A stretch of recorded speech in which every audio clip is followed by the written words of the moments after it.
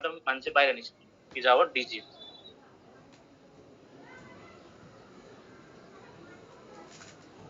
Human biology त पढेकै छौँ त हामी। Human biology almost we have done 7 chapters 7-8 system गरिसक्यो हामीले।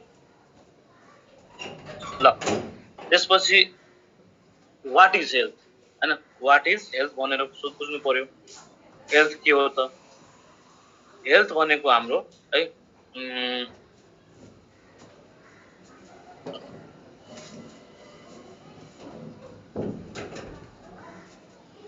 हेल्थ भनेको WHO ले डेफिनेसन दिएको छ, त्यसलाई पनि हामी बुझ्दा हुन्छ हैन। complete physical, mental and social well-being and not merely the absence of disease or infirmity। हैन, डिजिज को एब्सेन्ट हुनु फिजिकली मात्र हैन, socially as well as mentally पनि फिट हुनेलाई हामी हेल्थ भन्छौँ। अनि त्यसपछि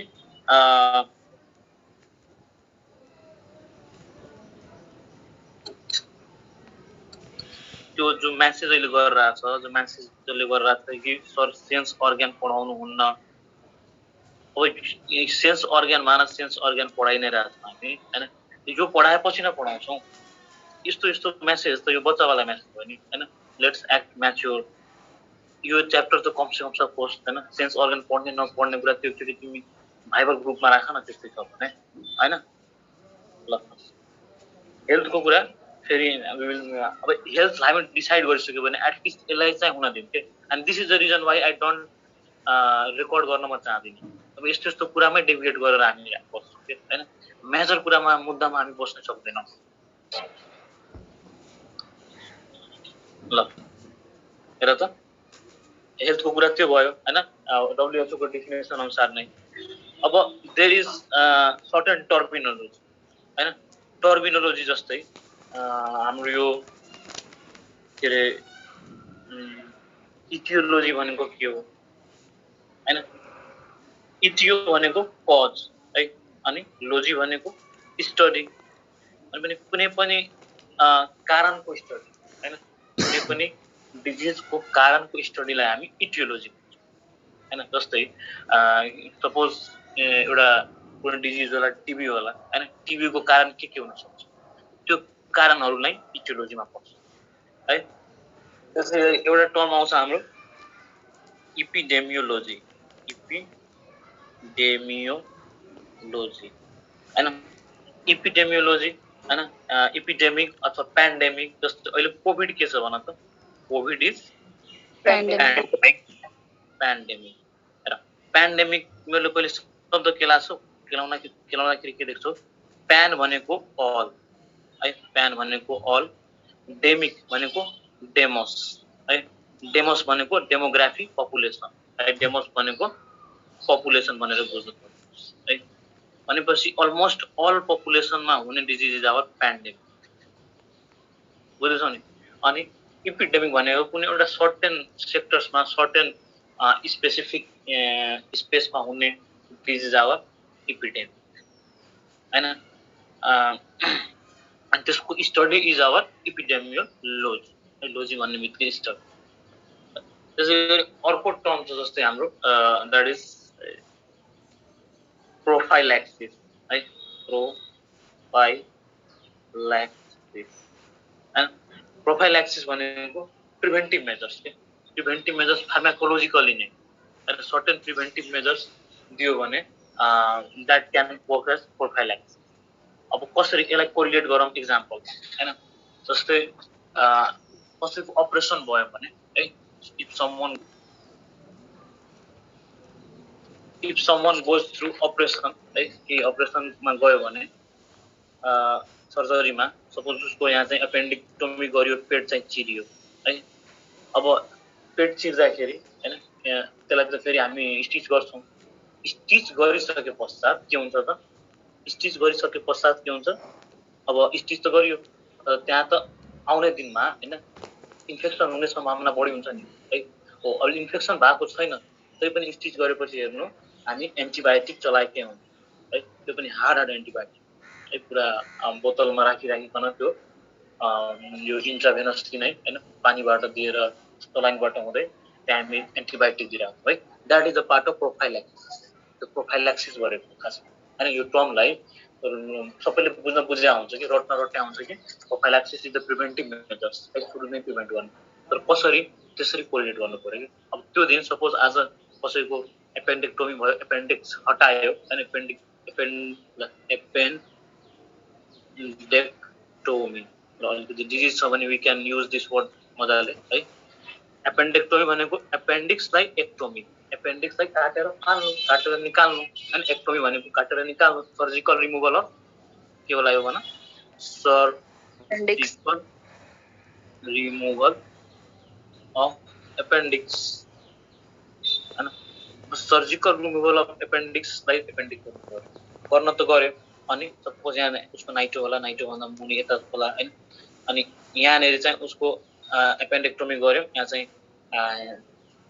निकालेर फाल्यो अब त्यसपछि सर्जरी गरेपछि त्यहाँ त अब इन्फेक्सन हुने चान्स धेरै हुन्छ नि अनि किनभने माइक्रोब्सहरु प्रशस्त छ हो त्यो वेबाट सुरुदेखि नै फर्स्ट डेबाट हामी एन्टिबायोटिक चलाउन थाल्छौँ that is one of the part of prophylaxis है सो इटियोलोजी एपिडेमियोलोजी अथवा एपिडेमियोलोजी अथवा एपिडेमिक है एपिडेमिक प्यान्डेमिक प्रोफाइल्याक्सिस यो वर्डहरु क्लियर छ नि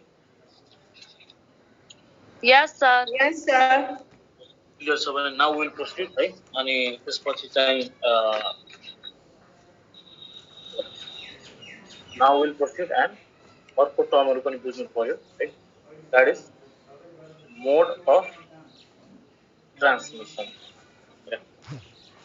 मोड अफ ट्रान्समिसन भनेको के त एमओटी हैन मोड अफ ट्रान्समिसन भनेको कसरी सर्न सक्छ हैन कुन वेबाट कुन मोडबाट कुन रुटबाट सर्न सक्छ त्यो बिमारी त्यो disease that is called mode of transmission है अनि यसको लागि चाहिँ के हुनु पर्यो त्यो इन्फेक्सियस एजेन्ट हैन इन्फेक्सियस एजेन्ट हुनु पर्यो जस्तै त्यो ब्याक्टेरिया हुन सक्छ भाइरस हुन सक्छ हैन फंगस हुन सक्छ अरूहरु पनि यस्तो हुन सक्छ यिनीहरु चाहिँ कुन मोडबाट सर्दैछ हैन जस्तै एउटा एक्जाम्पल लियौं हामी प्लाज्मोडियम भाइभ्याक्सले प्लाज्मोडियम भाइभ्याक्स हाम्रो मस्किटोले सार्छ हैन mosquito is a vector there that is a यहाँ भेक्टरको पनि कुरा गर्नेवाला नै छ हैन त्यो मोड अफ ट्रान्समिसन के हो हैन अब जस्तै मोड अफ ट्रान्समिसन भन्नु पर्यो बाइट अफ मस्किटो हैन त्यस्तो भन्नु पर्यो त्यसैगरी अर्को कुरा हो है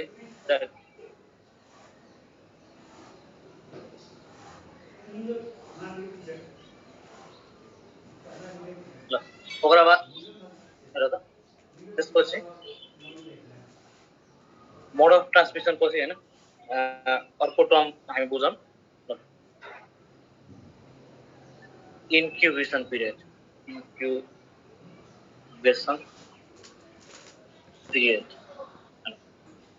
इन्क्युबेसन पिरियड को कुरा गर्ने भने त्यो पिरियड के जतिखेर कुनै पनि प्याथोजेन हाम्रो बडीमा जस्तै आजै सपोज कसैको आजै नाकबाट हैन सर्टेन इन्फ्लुएन्जा भाइरसहरु छिर्यो फ्लू गराउनलाई छिर्या होला हैन छिर्ने बित्तिकै उसकोमा चाहिँ त्यो रुगा खोकी आउन थाल्दैन के हैन दैट नीड्स सम टाइम भनेपछि सिम्पटम्स जुन रुगा खोकी छ हैन भनेपछि इन्क्युबेसन पिरियडको के रहेछ इन्ट्री अफ प्याथोजेन है अब प्याथोजेन वर्डमा के छ हेर प्याथो भनेको भन त बिमारी जेन भनेको जसले गराउँछ हैन त्यसैले त्यसलाई भन्छ प्याथोजेन इन्ट्री अफ प्याथोजेन इन बडी है टिल अथवा टु सिम्पटम्स देखा पर्न समयको समयलाई हामी भन्छौं इन्क्युबेसन पिरियड बुझ्दैछौ नि अब इन्क्युबेसन पिरियड हेरी हुन्छ कि कुनैमा 7 डेज होला कुनैमा 5 डेज होला कुनैमा 2 डेज होला कुनैमा आवर पनि होला एकछिनमा है तर दैट छिर्ने बित्तिकै त हुँदैन छिरिसकेपछिको जुन एउटा पिरियड छ त्यसलाई हामी इन्क्युबेसन पिरियड अनि त्यतिबेला हामी अननोन हुन्छ हामीलाई थाहा हुँदैन है अब यो चाहिँ रिसर्च गरेर निकालियो त्यसपछि अर्को टर्महरु हुन्छ जस्तै अर्को हुन्छ हाम्रो विन्डो पिरियड है विन्डो पिरियड विन्डो पिरियडको कुरा गर्दाखेरि हैन विन्डो पिरियडलाई कसरी हामी ट्याकल गर्न सक्छौँ इन्फेक्सन भयो हैन अब त्यसपछि डिटेक्सन आउनु पर्यो नि कोही रुगा छ अरे हैन अब रुगा त छ अब रुगा भन्ने बित्तिकै पहिला त मात्र पहिलाको रुगा हुन्थ्यो अब त के भइसकेको छ त्यो अब त कोभिडै होला भन्ने हिसाब हैन भनेपछि के बुझ्नु पर्यो विन्डो पिरियड भनेको पिरियड बिट्विन हैन इन्फेक्सन हैन टु हैन ल्याबोरेटरी डिटेक्सन हैन हामी जबसम्म ल्याबोरेटरीमा त्यसलाई डिटेक्सन गर्दैनौँ हैन डिटेक्सन गर्ने सम्मको period is our window period हैन इन्फेक्सन भयो भनेर हामीलाई थाहा भयो है अब चाहिँ somewhere we came to know it हैन इन्फेक्सन चाहिँ भयो तर इन्फेक्सनदेखि ल्याबोरेटरीसम्ममा डिटेक्ट हुने समय इज आवर विन्डो पिरियड त्यसपछि now we will talk about अर्को term that is our agent agent अब एजेन्ट सुरुदेखि नै सुन्दै आएको वर्ड हो हैन एजेन्ट एउटा पहिला मर्यादित वर्ड थियो एउटा सभ्य वर्ड थियो बिस्तारै एजेन्ट इज अब अलिकति एजेन्ट भन्ने बित्तिकै ठग्ने वर्ड जस्तो हुन थाल्यो के किनभने एजेन्ट त्यतितिर नै बढी साउन्ड गर्छ के हैन एजेन्ट भनेको जसले एउटा काम गराइदिन्छ कि हैन जसले एउटा काम गराइदिन्छ त यहाँ चाहिँ डिजिज गराइदिन्छ भनेपछि जुन प्याथोजेन जसले डिजिज गराउँछ they are agent pathogen that cause disease हैन इज एजेन्ट हैन अब यो एजेन्ट यो प्याथोजेन मात्र हुन सक्दैन एउटा सर्टेन इन्भाइरोमेन्टल फ्याक्टर्सहरु पनि हुन सक्छ हैन जस्तै डस्टले डस्ट आयो भने भन्न त एलर्जिक राइनाइटिस गराउँछ हैन एलर्जिक गराउँछ अनि के रे यो अप्पर रेस्पिरेटरी ट्र्याक्टमा भएकोले राइनाइटिस गराउँछ हैन त्यसैगरी तिम्रो अब कतिलाई केही खानाले एलर्जी हुन्छ कतिलाई इभन परफ्युमले एलर्जी हुन्छ साच्चै हो के पहिला हामीलाई पनि त्यस्तो लाग्थ्यो कि यो त बहाना बनाउँछ कि तर हुँदो रहेछ के सर्टेन त्यो परफ्युम लिने बिच के त्यही परफ्युम फेरि हैन त्यही सेन्ट फेरि अरूको लागि एकदम राम्रो हुन्छ I they enjoy it they relax from that scent तर अरूको लागि त्यही हाम्रो एलर्जिक बन्न जान्छ है एन्ड दैट त्यो भनेपछि एजेन्ट त्यो पनि हो यो चारवटा टर्म सबैले बुझ्यो MOT incubation period window period agent yes sir यति बुझेपछि now we will proceed further त्यसपछि अर्को टर्म छ हाम्रो दैट इज होस्ट हैन एजेन्ट भयो होस्ट भयो हैन भोलिको दिनमा डिजिज नै त्यस्तै कारणले हुन्छ र यस्तो हुन्छ र होस्ट भनेको के हो पहिला त्यो हैन होस्ट भनेको के जो चाहिँ एउटा गेस्टिङ गर्छ कि जसले चाहिँ केही म्यानेज गर्छ जस्तै खेलकै कुरामा हैन यहाँ हामी यदि फुटबल लभर छौँ भन्ने हामीलाई थाहा छ क्रिकेट लभर छौँ भन्ने जुन टिम खेल्न जान्छ है त्यो टिम इज आवर त्यो टिम चाहिँ गेस्ट भयो तर जुन टिमले अर्गनाइज गर्छ जुन देशले अर्गनाइज गर्छ जुन कन्ट्रीले अर्गनाइज गर्छ that is host and same thing here जुन एजेन्ट आयो हाम्रोमा जुन फ्याक्टर्स आयो द्याट इज आवर एजेन्ट है अनि अब राम्रो काम गर्ने भएको त्यसलाई पनि हामी सायद गेस्ट बनाउँदिन्छौँ हैन बडीको लागि गेस्ट हो तर उनीहरूले हामीलाई त खराब नोक्सानी पुर्याउँछ त्यसैले त्यसलाई एजेन्ट भन्छ त्यसलाई एउटा फ्याक्टर्स मात्र भन्छ त्यसलाई अनि होस्ट भनेको that the person which welcome हैन the person who is welcoming that है भनेपछि होस्ट भनेको ह्युमन बिइङ अर एनिमल हैन एनिमल that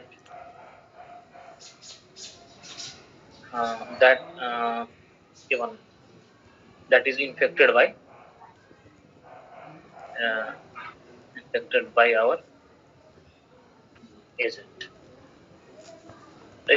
होस्ट भनेको यो होस्ट है एजेन्ट र इन्भाइरोमेन्टल फ्याक्टर्समा एकदमै एउटा ट्रायडकै रिलेसन छ र होस्ट एजेन्ट अनि इन्भाइरोमेन्टल फ्याक्टर्स हैन केही पनि प्याथोजेन्सहरु छ उनीहरुले यो होस्ट पाउने बित्तिकै डिजिज गराइदिन्छ हैन त्यसैगरी इन्भाइरोमेन्टल फ्याक्टर्स त्यो होस्ट आउने बित्तिकै डिजिज गराइदिन्छ।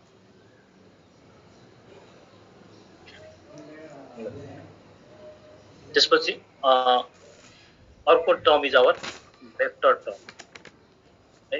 भेक्टर भेक्टर भनेको हैन सुरुमैदेखि हामी अप्सनल म्याथदेखि नै पढ्दै आएको छौँ। भेक्टर भनेको एनी डिरेक्सनल थिङ हैन which have both magnitude and direction हैन।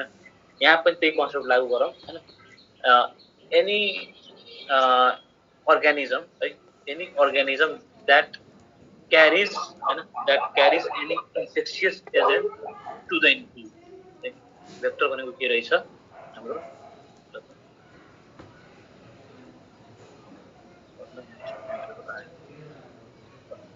भेक्टर भनेको के रहेछ जस्तै एनी है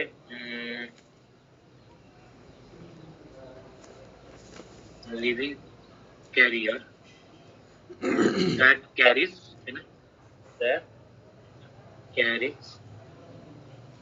pathogens of an infectious agent to हाम्रो ह्युमन बिइङ अथवा animal and they are called हैन। त्यसपछि भेक्टरले जस्ट क्यारी गरिदिने हो के हैन। जस्तै हाम्रो उहरू भयो फ्लाइहरू हुन्छ हैन सेसे फ्लाइहरू हामी हेर्छौँ कुन कुनमा हुन्छ। त्यसैगरी अर्को टर्म हुन्छ हाम्रो क्यारियर टर्म। क्यारियर भनेको के हो बोकेर लगिदिने के हैन।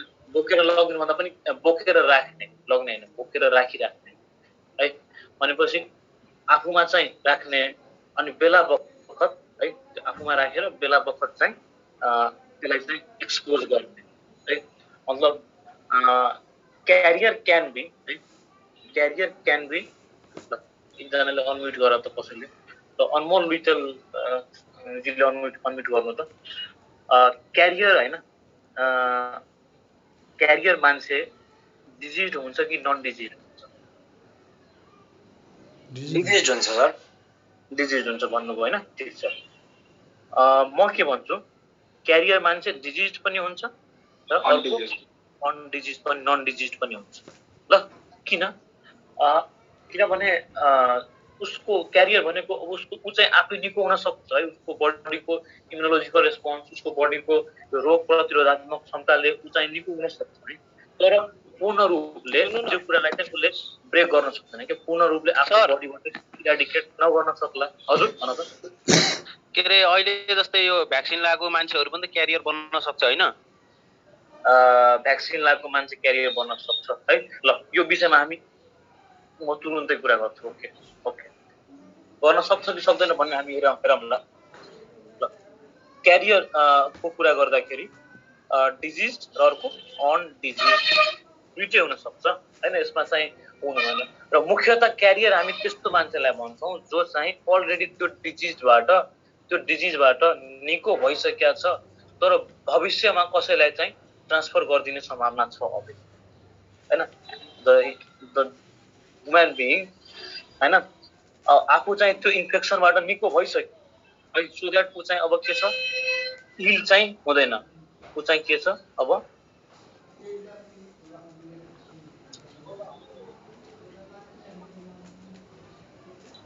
ऊ चाहिँ के हुन्छ अब होला यहाँ अझै स्टुडेन्टहरु आयो।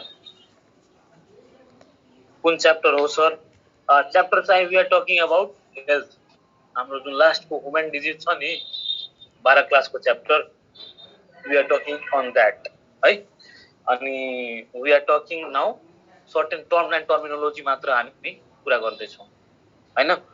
अनि ल त्यसपछि हेरौँ त क्यारियरको कुरा गर्दै छौं हामी। को मान्छे क्यारियर हुन सक्छ? त्यो मान्छे जो चाहिँ पहिला डिजिज थियो बिस्तारै त्यो डिजिजबाट निको भयो अनि त्यसपछि उले त त्यो आफ्नो त्यो डिजिजलाई चाहिँ जित्यो है। That person defeated that disease. तर आफू चाहिँ क्यारियर भएपछि चाहिँ आउने बेला बखतमा त्यस्तै इन्भाइरोमेन्ट हेरेर उले चाहिँ त्यो डिजिजलाई सार्दिन सक्छ है। होस्ट भेक्टर क्यारियर वर्डमा अब कन्फ्युजन छैन नि? क्यारियरको एकचोटि याद गरिदिनु सर।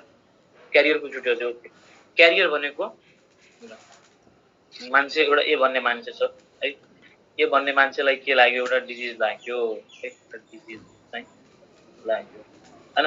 हाम्रो फ्ल्यास बडी भाइरस पनि one of the best example हो कि, जस्तै साइजन्टहरू हैन रहिरहन्छ नि बडीमा, लाग्यो त्यसपछि ल सपोज हेमोफिलिया नि हुन सक्छ इक्जाम्पल छ, हेमोफिलिया नि हुन सक्छ। ओके, त्यसपछि अब त्यो फास्ट इक्जाम्पल नदिउँ भन्ने हिसाबले मात्र छ।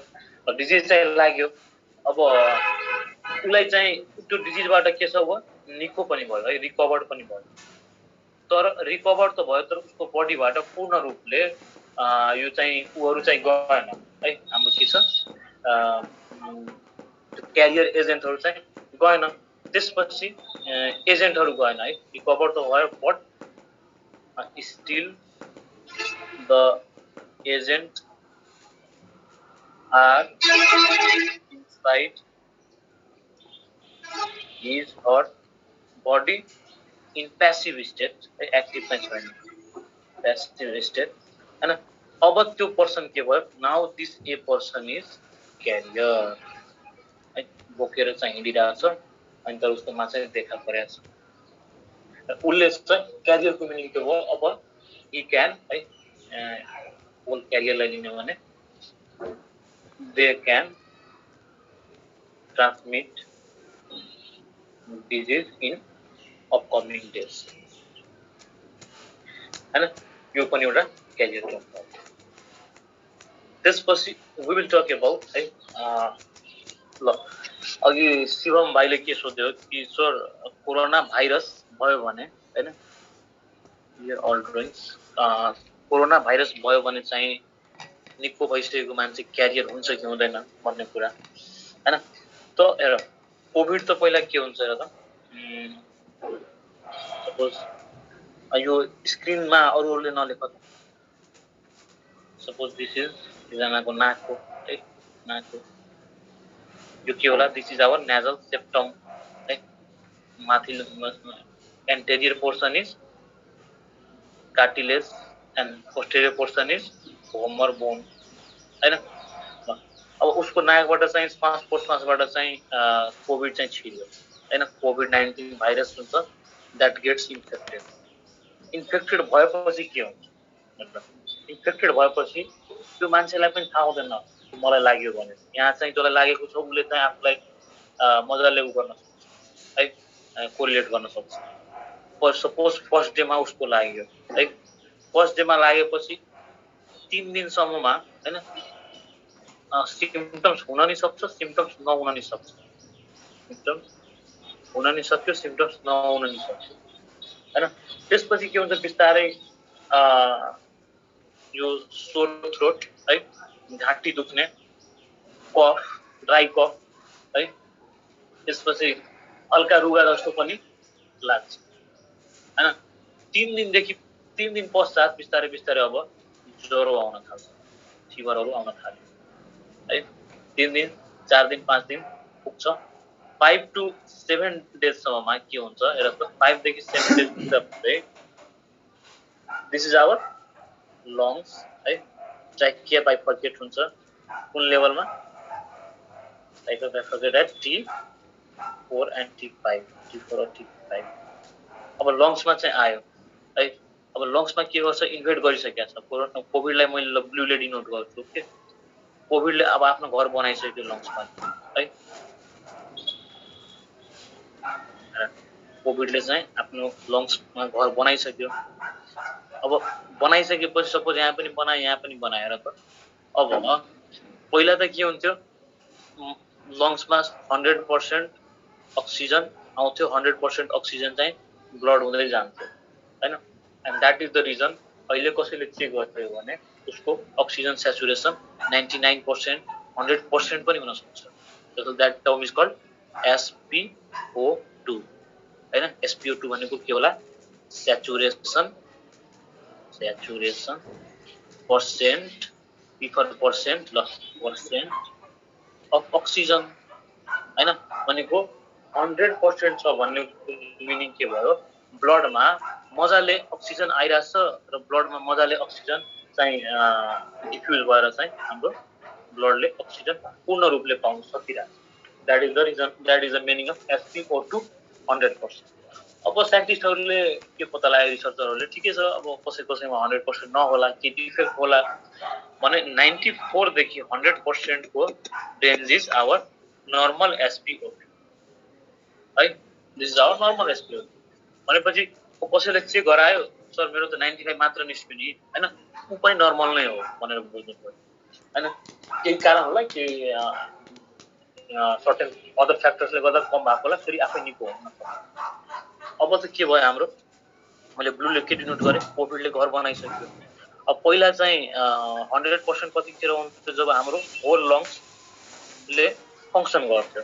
अब त माना कि 1/3 यसमा 1/3 यसमा कोभिडले घर बनाइसक्यो भनेपछि हाम्रो बुझ्नु पर्यो 1/3 of the lungs is now affected. 1/3 of the lungs काम गर्नै छोड्यो, बाँकी 2/3 मात्र भयो हैन। कोभिडले घर बनाएपछि के गर्छ त, त्यहाँ इन्फेक्ट गरेर हैन, त्यहाँको जुन टिस्युहरू छ, त्यहाँको एल्भियोलीहरू छ हैन, त्यहाँ चाहिँ इन्फेक्सन ल्याएर निमोनिया गराउँछ। के गराउँछ? न्युमोनिया गराउँछ। अब निमोनिया गराएपछि, निमोनिया त गरायो हैन, अनि निमोनिया गराएपछि यति लङ्स नै बर्बाद हो हैन। This lungs are defected. अब भन त 100% स्याचुरेसन रहला त अब त ब्लड आए पनि ब्लडले त यहाँको ब्लडले अक्सिजन पाउँछ, यहाँको ब्लडले पाउँछ, यहाँको ब्लडले तर यहाँको ब्लडले पाउन्न भनेपछि saturation will start to decrease.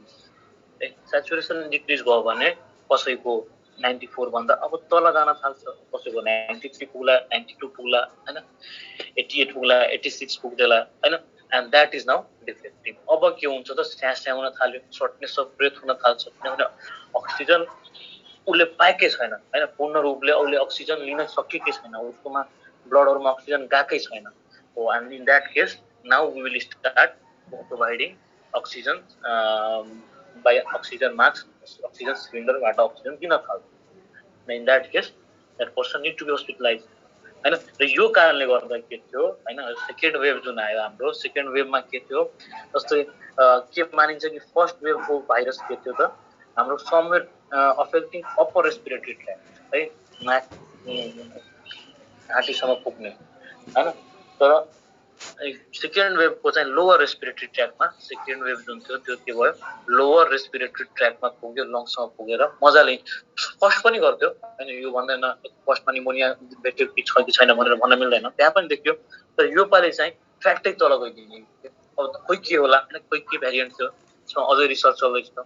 तर अहिलेलाई यति बुझ्नु हामी कि अब त्यसपछि त निमोनिया गरायो, यति लङ्स चाहिँ डिफेक्टेड छ, उसले चाहिँ श्वास प्रश्वास लिए पनि, उसको श्वास प्रश्वास जारी भए पनि स्याचुरेसन राम्रो भएन। स्याचुरेसन लो हुने बित्तिकै that person start to need oxygen from oxygen cylinder. अब आर्टिफिसियल अक्सिजन दिन पर्यो हैन, कि उसको जुन स्याचुरेसन छ त्यो मेन्टेन होस् हैन। अनि यो भयो हाम्रो सम ब्रिफ अफ कोभिड-19। हामी कहाँसम्म पुगेका थियौँ, फर्स्ट डेबाट 7 डेसम्म। अनि पछि 5 to 7 डेजमा उसको के हुन्छ, यो इन्फेक्सन यति धेरै बढिसकेको हुन्छ कि अब स्याचुरेसन कम हुन थाल्छ हैन। त हामीले के बुझ्नुपर्छ, 100% मा त 80% मान्छे यतिकै निको हुन्छ, आफै घर बसेर निको हुन्छ हैन। बाँकी 20% मा अर्को 10% लाई अलिकति क्रिटिकल हुने, 10% लाई एकदमै धेरै क्रिटिकल हुने हैन। सो अब त्यो 80% को मान्छेको त तनाव लिनै पर्ने, उसलाई पहिले हामी 80% हामी मध्ये नै कतिजना होला हैन, किनभने त्यो इम्युनोलोजीको पनि कुरा म ल्याइदिन्छु त्यसपछि। हेरौँ, अनि त्यसपछि अब यस्तो मान्छे होला जो चाहिँ 1 देखि 7 डेजसम्म पुरा पुग्दै अब के हुन्छ त, उसकोमा निमोनियाले घर बनाइसक्यो मजाले, अनि स्याचुरेसनहरू एकदमै लेस देन 94% हुन थाल्यो हैन। योतिर हैन 6-7 डेजतिर उसले that person start to need oxygen. अनि पछि अलिकति रेन्ज लिने हो भने 5 देखि 9 डेजसम्म, 8-9 डेजसम्म क्रिटिकल कन्डिसन हुन्छ हैन। यो 5 देखि 9 डेजसम्म जसले बाँच्यो नि, अब बुझ्नु कि बाँचिसक्यो है, यो यही बेला हो गाह्रो हुने है। अब 9 डे पछि बिस्तारै के हुन्छ, आफै ठिक हुँदै 14 डेजसम्ममा मानिन्छ कि पूर्ण रूपले ठिक भएर निको हुन्छ। कुनै कुनैमा हुँदैन, that is exception, everywhere exist. हैन हामीले त अलमोस्ट यो 1 देखि 7 को डिल गर्यौं हैन के हुन्छ घर कसरी बनाउँछ अब हामी 7 देखि 14 सम्मको डिल गरौँ हैन 14 सम्मको डिल गर्दाखेरि के हुन्छ अब हेर हाम्रो बडीमा है दिस इज सपोज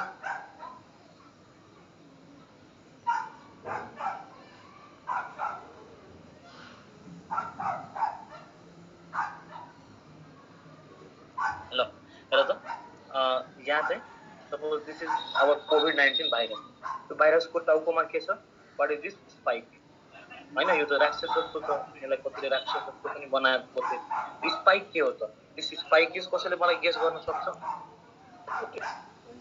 भन त बेसरी के हो प्रोटीन हो प्रोटीनलाई अझै स्ट्यान्डर्ड टर्म दिमा हामी okay you are good you are going good अझै standard term that is anti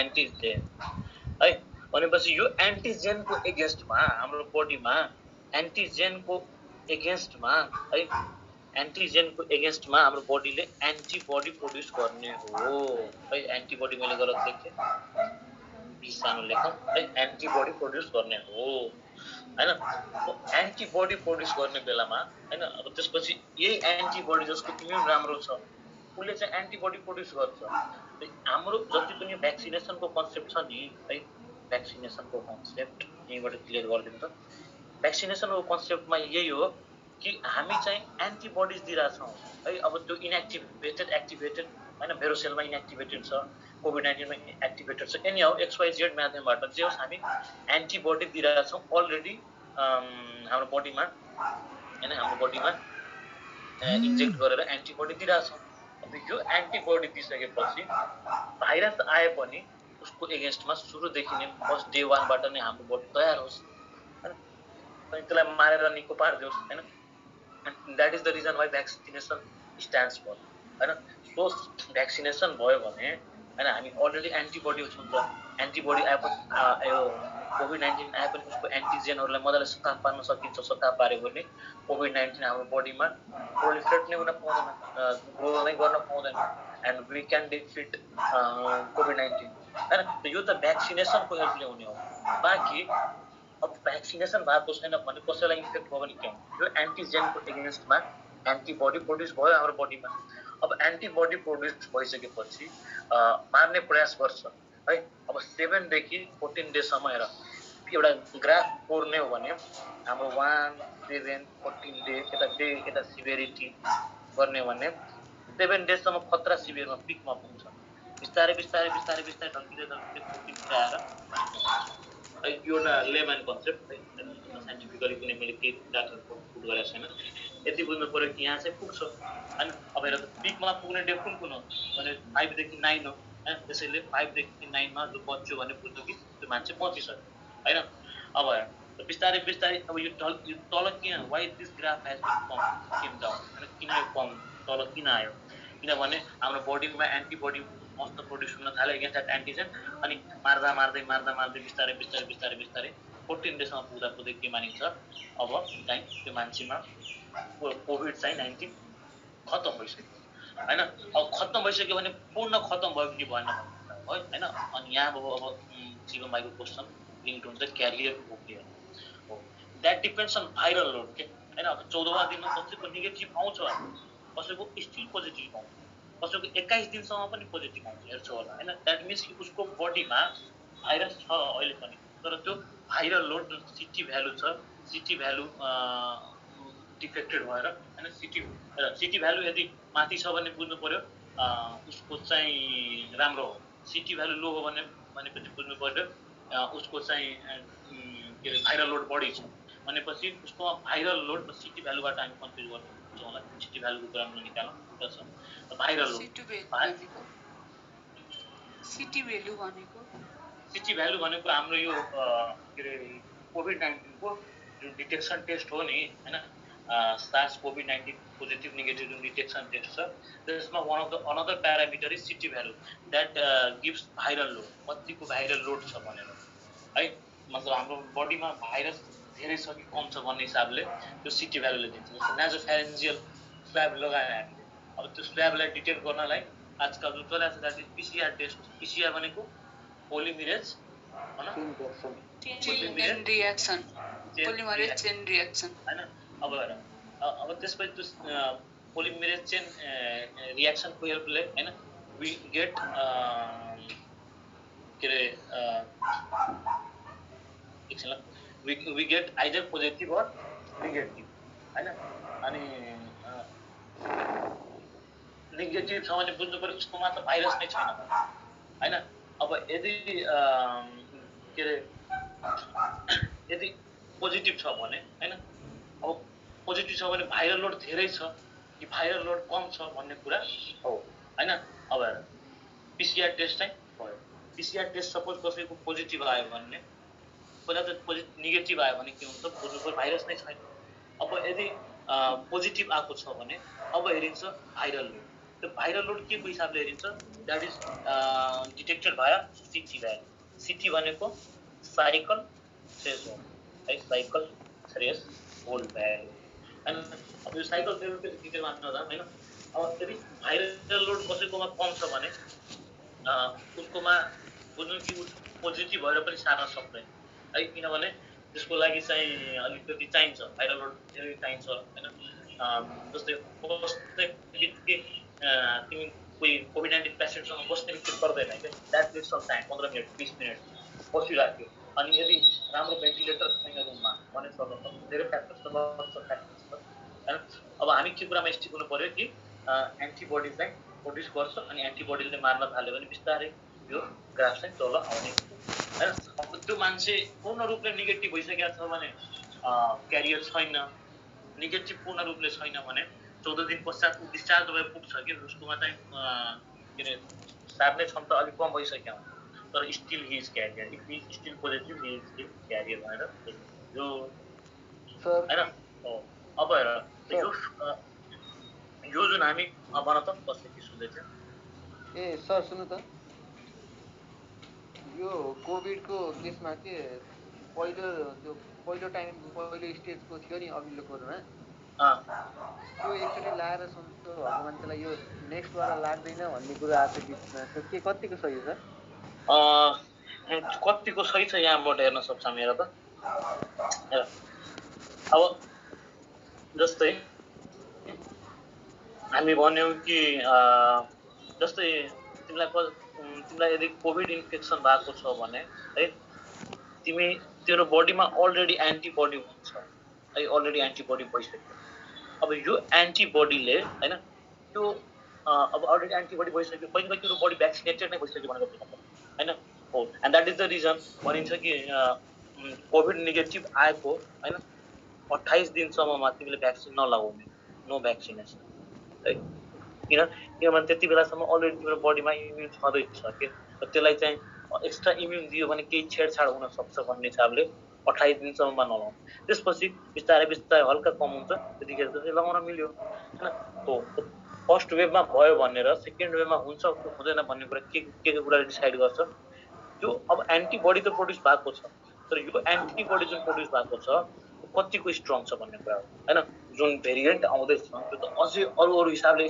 strong छन् नि हैन जस्तै भ्याक्सिनकै कुरा छ भने भ्याक्सिन लाउँदैमा अब हामी अमर भयो भनेर भन्न मिल्दैन किनभने vaccine it just boost your immunity just boost your immunity power तर के थाहा भोलिको दिनमा डेल्टा प्लस भ्यारिएन्ट आयो गामा आउँछ के आउँछ अझै स्ट्रङ आउँछ भने यिनीहरूको एन्टिजेन अझै स्ट्रङ हुन्छ होला अनि उनीहरूले चाहिँ यो एन्टिबडीले यो एन्टिजेनलाई टेक्न सक्दैन होला डिस्ट्रोय गर्न सक्दैन होला कि भन्ने कुरा हो हैन त्यो पनि कहिले न कहिले एउटा सत्य नै हो अनि अर्को पनि कुरा ब्लडको लाइफ स्प्यान कति हुन्छ आरबिसीको लाइफ स्प्यान कति हुन्छ 120 डेज हैन त्यो जो मान्छे इन्फेक्टेड छ त्यो मान्छे 120 दिनको लागि मात्र छ एन्टिबडीमा बिस्तारै 120 दिन पछि अब त्यसको एन्टिबडी पनि कम हुन थाल्छ हैन and that is the reason अब त्यो तिमी 4 महिनाभित्र पऱ्यो कि परेन हैन 6 महिना 7 महिना भइसक्यो अनि तिम्रो एन्टिबडी अब कम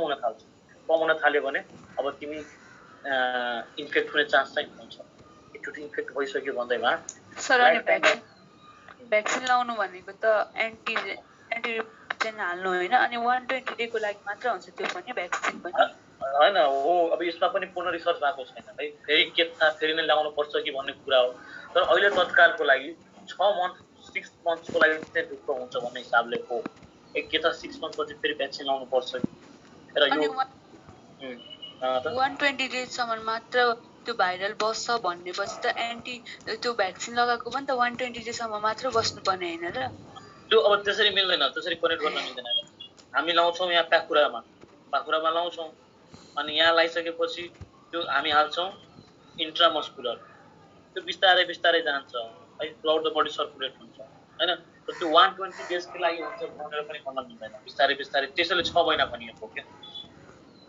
अब यसरी त जे पनि अब मनमा जे आउँछ त्यसरी क्वेसन ल्याउनु मिल्छ क्या होइन, यो होला कि त्यो होला कि। तर पूर्ण रिसर्च नभएसम्म मैले पनि जथाभावी बोल्दिन पाएन क्या। हामीले जे एउटा कलेक्सन गरेका छौँ त्यो कलेक्सनको हिसाबमा मैले अहिलेसम्मको होइन डाटा बेस के अरे साइन्टिफिक तथ्यमा राखेर बोल्दैछु होइन। हेर न तिमी नै भन न, अहिले हामीले त्यत्रो रेसिपी सिस्टम पढ्यौँ होला फर्स्ट इयर सेकेन्ड इयरमा, कहिले पनि कोभिड-19 सुनेकै छैन। अब त अर्को सिलेबस डिजाइन गर्दाखेरि कोभिड-19 नै हाल्नुपर्छ होइन रेसिपी सिस्टममा होइन। त्यो हिसाबले हो। अब यसमा धेरै अप्स एन्ड डाउन्स छ, धेरै ब्यागमा छ। एउटा माथिल्लो कन्सेप्ट मात्र कमसेकम लिइराख्नु। सबैले बुझ्यो नि यो कुरा? Yes sir sir. हजुर, भ्याक्सिन 2टा फेजमा किन लगाइन्छ? भ्याक्सिन 2टा फेजमा लगाइन्छ किन भनेर त 2टा फेजको नाम के हुन्छ भ्याक्सिनको? एउटा हुन्छ फर्स्ट डोज, सेकेन्ड डोजलाई के भन्छ बुस्टर डोज भनेर भनिन्छ के होइन।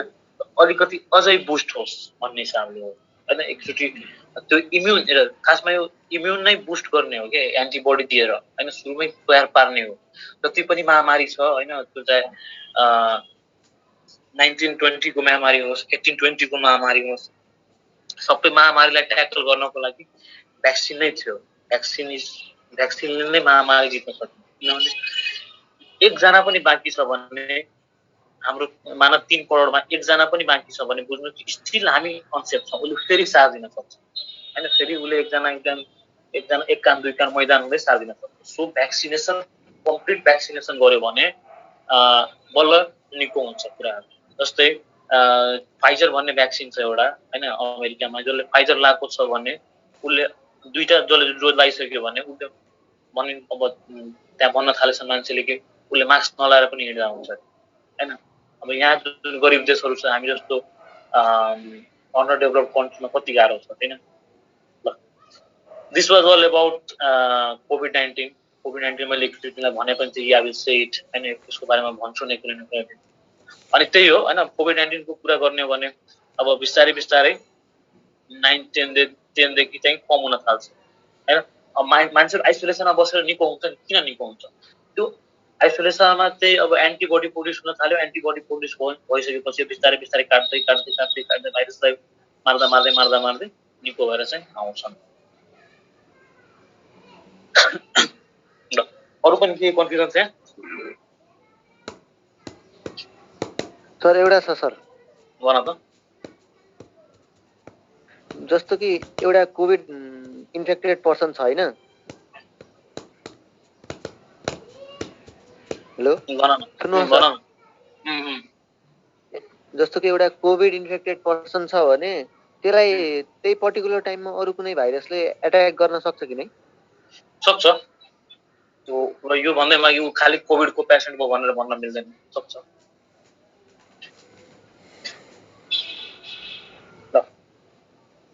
त्यसपछि now we will come to our topic है, द्याट इज आवर होइन डिजिज पढ्दैछौँ हामी होइन। डिजिज कति किसिमको हुन सक्छ? एउटा त बाई बर्थ डिजिज हुन सक्छ है, द्याट इज कल्ड कन्जेनाइटल डिजिज होइन। कन्जेनाइटल इनहेरिटेड डिजिज भन्न मिल्छ होइन। बाई बर्थ आउँछ, बाई बर्थ डिफेक्ट हुन्छ, त्यो हाम्रो हातमा पनि हुँदैन, त्यो अरूको हातमा पनि हुँदैन होइन। त्यो भन्दा पाइयो त्यो नेचरको हातमा छ, त्यो भगवानको हातमा छ। अर्को इज आवर है एक्वायर्ड डिजिज, लाइफ टाइममा एक्वायर्ड हुने होइन। एक्वायर्डमा यो होस्टहरूले होइन जति पनि यो अघि हामी टर्ममा डिस्कस गर्ने भेक्टरहरूले XYZ फ्याक्टर्स चाहिँ हाम्रो एक्वायर गराउँछ के बडी कन्जेनाइटल डिजिजको कुरा गर्ने हो भने धेरै छ हैन जुन चाहिँ कन्जेनाइटल डिजिजमा के हुन्छ हाम्रो क्रोमोजोमल एब्नर्मालिटिज हुन्छ क्रोमोजोमल एब्नर्मालिटिज हुन सक्छ हैन एब्नर्मालिटिज हुन सक्छ हैन त्यसपछि डीएनएहरु डिफेक्टिभ हुन सक्छ जिनहरुको डिफेक्ट हुन सक्छ हैन कोडनहरु मिसम्याच हुन सक्छ धेरै फ्याक्टर्सहरु छ के त्यसले चाहिँ लास्टमा कन्जेनाइटली डिजिज गराउँछ that is by birth disease हैन अब यसमा चाहिँ के पर्छ त हाम्रो favourite example that is our Down syndrome त्यसै गरी यो सिकल सेल एनेमिया थैलासेमिया हैन सिकल सेल एनेमिया यिनीहरु चाहिँ पर्छ यो खासमा के हो नि हाम्रो खासमा अलिकति डिटेलमा जाने हो भने यो क्रोमोजोम नम्बर को जुन हेर त हेमोग्लोबिन हुन्छ हेमोग्लोबिनमा के हुन्छ टेट्रामेरिक स्ट्रक्चर हुन्छ एम आई राइट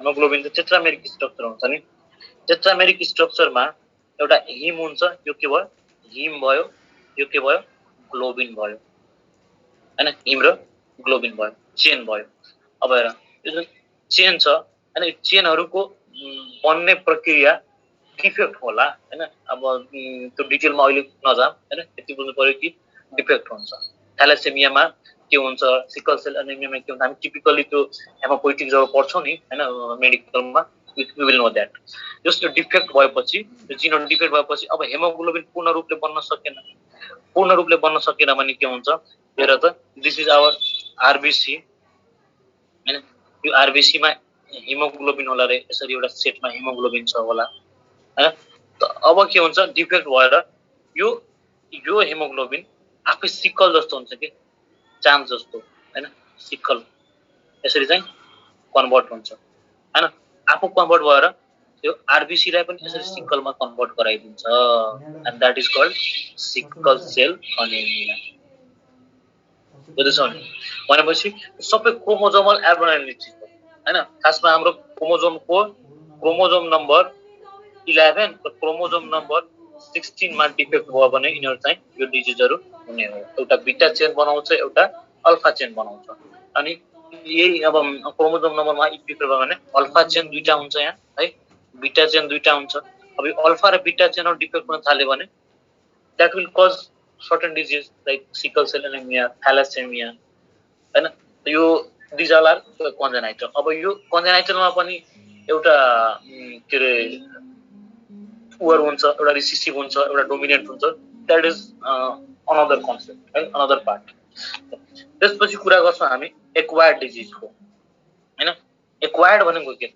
लाइफ टाइममा एक्वायर्ड हुने हैन हाम्रो बर्थ पछि लाइफ टाइममा आउने अब कतिले भन्छ सर अब यो त के रे थैलासेमिया त बच्चामा हुन्छ नहुन नि सक्छ हो कन्जेनाइटली चाहिँ छ हैन बच्चा बेला छ अब त्यो जिन चाहिँ डिफेक्टिभ नै छ है क्रोमोजोम नम्बर 16 र क्रोमोजोम नम्बर 11 डिफेक्टिभै छ बेला आएको बेला हैन सर्टेन सर्कमस्टेन्स आएपछि त्यो डिजीज चाहिँ उभरेर आउने त्यो डिजीज चाहिँ देखा पर्ने हो हैन एक्वायर्ड चाहिँ के हो एक्वायर्ड डिजीजको कन्सेप्ट के हो एक्वायर्ड डिजीजमा के हुन्छ लाइफ टाइममा हामी गेन गर्छौं हैन अब जन्मेपछि बिस्तारै गेन हुन्छ अब त्यो गेन गर्ने क्रममा धेरै किसिमको डिजीज हुन्छ के हैन डिजीजको त अथाह छ के त्यही भएर त एमबीबीएस एमडी डीएम सम्म आइसक्यो हैन स्पेशलाइजेसन अब घुडाको के रे मात्र बोनको मात्र स्पेशलाइजेसन हैन कि हड्डीको मात्र हैन घुडाको स्पेशलाइजेसन हैन इल्बोको गर्ने किडनीको स्पेशलाइजेसन गर्ने हरेक सानो कुरामा आइसक्यो डायबिटिज मेलाइटस गर्ने थाइरोइडको गर्ने एक्वायर्ड डिजीज पनि धेरै किसिमको हुन्छ त त्यसमा मेजर क्लासिफिकेसन के गर्यो एउटा कम्युनिकेबल अर्को चाहिँ नन कम्युनिकेबल हैन कम्युनिकेबल र नन कम्युनिकेबल अब कम्युनिकेबलमा के पर्छ कम्युनिकेबलमा पनि त्यस्तै डिजीज जुन चाहिँ एकदेखि अर्कोमा सर्छ हैन त यसलाई मैले इरेज गरे हैन एक्वायर्ड डिजीजको कुरा गर्दाखेरि एउटा कम्युनिकेबल अर्को नन कम्युनिकेबल है। कम्युनिकेबलमा के छ? कम्युनिकेबलमा जो चाहिँ पर्सन टु पर्सन है, पर्सन टु पर्सन सर्छ हैन, पर्सन टु एनिमल सर्यो है, अथवा एनिमल टु पर्सन सर्यो। एनिमल टु एनिमल पनि सर्छ तर त्यो सरकार रहेन हामीलाई हैन। भने के हुन्छ कम्युनिकेबल डिजिज चाहिँ भयो भनेपछि हैन। त्यसको धेरै छ, हजारौं एक्जाम्पल। हाम्रो एड्स भयो, ट्युबरकुलोसिस भयो हैन। ल हामी जे पढ्छौँ त्यो त कमसेकम एउटा एड्स हुन्छ है, ट्युबरकुलोसिस हुन्छ, टाइफाइड हुन्छ हैन, मलेरियाहरू हुन्छ, एस्क्यारियासिस के धेरै कुरा हुन्छ कम्युनिकेबल डिजिज। त्यसपछि नन कम्युनिकेबल डिजिजको कुरा गर्ने हो भने नन कम्युनिकेबल डिजिज यस्तो disease which are not transmitted to person to person, which are not transmitted from animal to person अथवा एनी अदर के अरे एजेन्ट हैन। यसमा के हुन्छ त बडीको सर्टेन आफ्नै बडीमा सर्टेन डिफिसियन्सी भयो हैन। जस्तै इन्सुलिनको डिफिसियन्सी भयो भने डायबिटिज मेलाइटस हुन सक्यो हैन। त्यसपछि थाइरोइड डिसअर्डर भयो भने थाइरोइड डिजिज भयो हैन। यस्तो यस्तो सर्टेन डिफिसियन्सी हैन, सर्टेन डिफेक्ट्स भयो हैन। त्यस्तो डिजिजहरू चाहिँ टिस्यु डिफेक्ट्सहरू, जसरी क्यान्सरस डिफेक्ट्सहरू भयो भने त्यो चाहिँ हाम्रो नन कम्युनिकेबल डिजिजमा पर्छ। त्यो डिजिज चाहिँ कम्युनिकेबल हुँदैन, एकबाट अर्कोमा जाँदैन, सरुवा रोग होइन हैन। त्यसको डायबिटिज मेलाइटस, थाइरोइड डिसअर्डर हैन, त्यसपछि क्यान्सर भयो आफै, ओमाहरू आउने हैन, सार्कोमा भनेको मायोमा, सार्कोमा त्यस्तो। ल यो बुझ्यौ नि, यो जुन हामीले एउटा च्याट बनायो त्यो च्याट बुझ्यौ तिमीहरूले? यस सर। त्यो च्याट बुझ्यो भने अब हामी प्रोसिड गर्छौँ अनि सर्टेन दुईवटा डिजिज चाहिँ कमसेकम दुईवटा डिजिज चाहिँ पाउँछ है। ल so we will start with our AIDS. हजुर सर एउटा डिजिजको सोध्नु थियो मलाई। मेरो चाहिँ हैन त्यो के अरे जाडोमा चाहिँ हात खुट्टा पुरा सुनिने अनि त्यसपछि खुट्टाहरू सुनिने अनि हातहरू पोल्ने गर्छ अनि त्यसलाई के भन्ने? एक्वायर्ड भन्ने कि कन्डेन्सियल भन्ने के भन्ने? त्यो बच्चैदेखि हो रे। त्यो अहिलेसम्म त एक्वायर्ड नै भयो, त्यो बच्चैदेखि हो। हजुर युरिक एसिड हो। अब त्यो अब त्यो हैन, उसले युरिक एसिड भन्न पाइँदैन यसरी। उसले जाडो भनेर तोकिसक्यो पहिल्यै है, चिसोमा हुन्छ उसको। यो के हुन्छ र त दिस इज अब एक्वायर्ड अहिले एट अ टाइम हैन, एट अ ग्लान्समा हेर्दाखेरि त्यो एक्वायर्ड जस्तो देखिन्छ। के देखियो? त्यो चाहिँ तिम्रो पर्सपेक्टिभ हेर्दाखेरि द्याट इज एक्वायर्ड है। ल किनभने चिसो भयो भने कोल्ड भयो भने चाहिँ आउँछ भन्ने हिसाब हैन। अब अलिकति अझै तिमीले सिम्पटम्सहरू इलाबोरेट गर्यो भने हैन, अलिकति अझै सिम्पटम्सहरू साइन्सहरू हामीले थाहा पायौँ भने त्यसपछि सर्टेन क्राइटेरिया यदि फुलफिल भयो भने हैन, सर्टेन डिफेक्टको कारणले हुन्छ होला भने that can be considered as के अरे अब त्यसमा टेस्टहरू गर्नु पर्यो, डिफ्रेन्ट टेस्टहरू हैन, माथि तल। त्यसपछि थाहा हुन्छ कि यो हेरिडिटरी एब्नर्मालिटिज हो के हो हैन। तर तिम्रो कुरा सुन्दाखेरि द्याट इज एक्वायर्ड चाहिँ देखा पर्छ। So let us consider as acquired. किनभने चिसोमा त्यो फ्याक्टर्सहरूले, सर्टेन एजेन्ट्सहरूले एन्ड सर्टेन भेरिएसनहरूले त्यसलाई चाहिँ तिम्रो बडीको होमियोस्ट्यासिस जे पनि हैन त्यो कुराहरूले उ गरेर सुनिन्छ होला। झन् काठमाडौँ गएपछि काठमाडौँमा फर्स्टचोटि सेकेन्ड टाइमचोटि आउने मान्छेको पनि सुनिन्छ हैन। किनभने त्यो प्रेसरहरूमा फ्लक्चुएसन आउँछ हैन, ह्युमिडिटीहरूमा फ्लक्चुएसन आउँछ, त्यो सबले गर्दा हात खुट्टा सुनिने हुन्छ हैन। अब हात खुट्टा सुनियो भने किडनी डिसअर्डर भनेर पनि अलिकति मान्न सकिन्छ हैन। किडनीमा डिसअर्डर अब त्यो जस्तै त्यसैले अर्को नानीले भन्यो होला कि युरिक एसिड। तर फेरि ठ्याक्कै जाडोमा त नहुनु पर्ने नि त किडनी डिसअर्डर हो त। हजुर ठ्याक्कै अब चिसोमा मात्र भनेको छ नि त अनि। हो त्यही त भन्दैछु म। अब मैले खालि हात टकटक सुनिने भन्ने कुरालाई मैले मात्र लिएँ कि मैले चिसोलाई छोडेँ अनि त्यो किडनी डिसअर्डर हुन सक्छ अनि गर्मीमा चाहिँ एकदम धेरै हात पोल्ने जाडोमा चाहिँ एकदम हात चिसो हुने हात खुट्टा दुइटै सेम प्रब्लम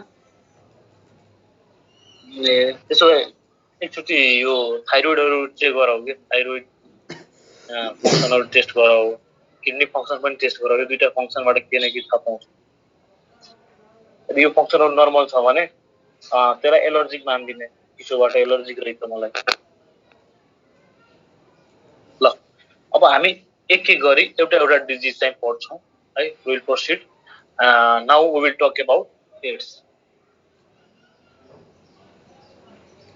एड्सलाई एड्स मात्र भन्न मिल्दैन हैन जहिले पनि यसलाई हामी एचआईभी एड्स भन्छौँ हैन किनभने एचआईभी को कारणले एक्वायर्ड आउँछ हैन यसको if we see its full form that is acquired immunodeficiency syndrome हैन पहिला त आज क्लियर गरौँ के टर्म हो जस्तै डिजिज भनेको के हो सर हैन डिसअर्डर भनेको के हो सर हैन सिन्ड्रोम भनेको के हो हैन सिम्पटम भनेको के हो हैन यस्तो टर्महरु डिजिज भनेको त हामी सुरुमा भन्यौ हैन डिस प्लस इजी हाम्रो बडीलाई अनकम्फर्टेबल छ भने दैट इज डिजिज हैन कहीं पनि यदि फिजिकल मेन्टल र सोशल वेल बिइङ छैन भने दैट इज द हैन डिसअर्डर भनेको के डिसअर्डर भनेको तिम्रो सर्टेन फ्लक्चुएसन बडीमा सर्टेन फ्लक्चुएसन जस्तै थाइरोइड स्टिमुलेटिङ हार्मोन हैन बडी भयो अथवा लो भयो भने थाइरोइडको गडबडी भयो है थाइरोइड इज डिफेक्टेड तर थाइरोइड डिजिजमै छ कि छैन हैन त्यसमा चाहिँ त्यो डिजिजमै गएको छ कि छैन भन्ने कुरा डिटरमाइन अर्को फ्याक्टरहरूले गर्छ हैन अनि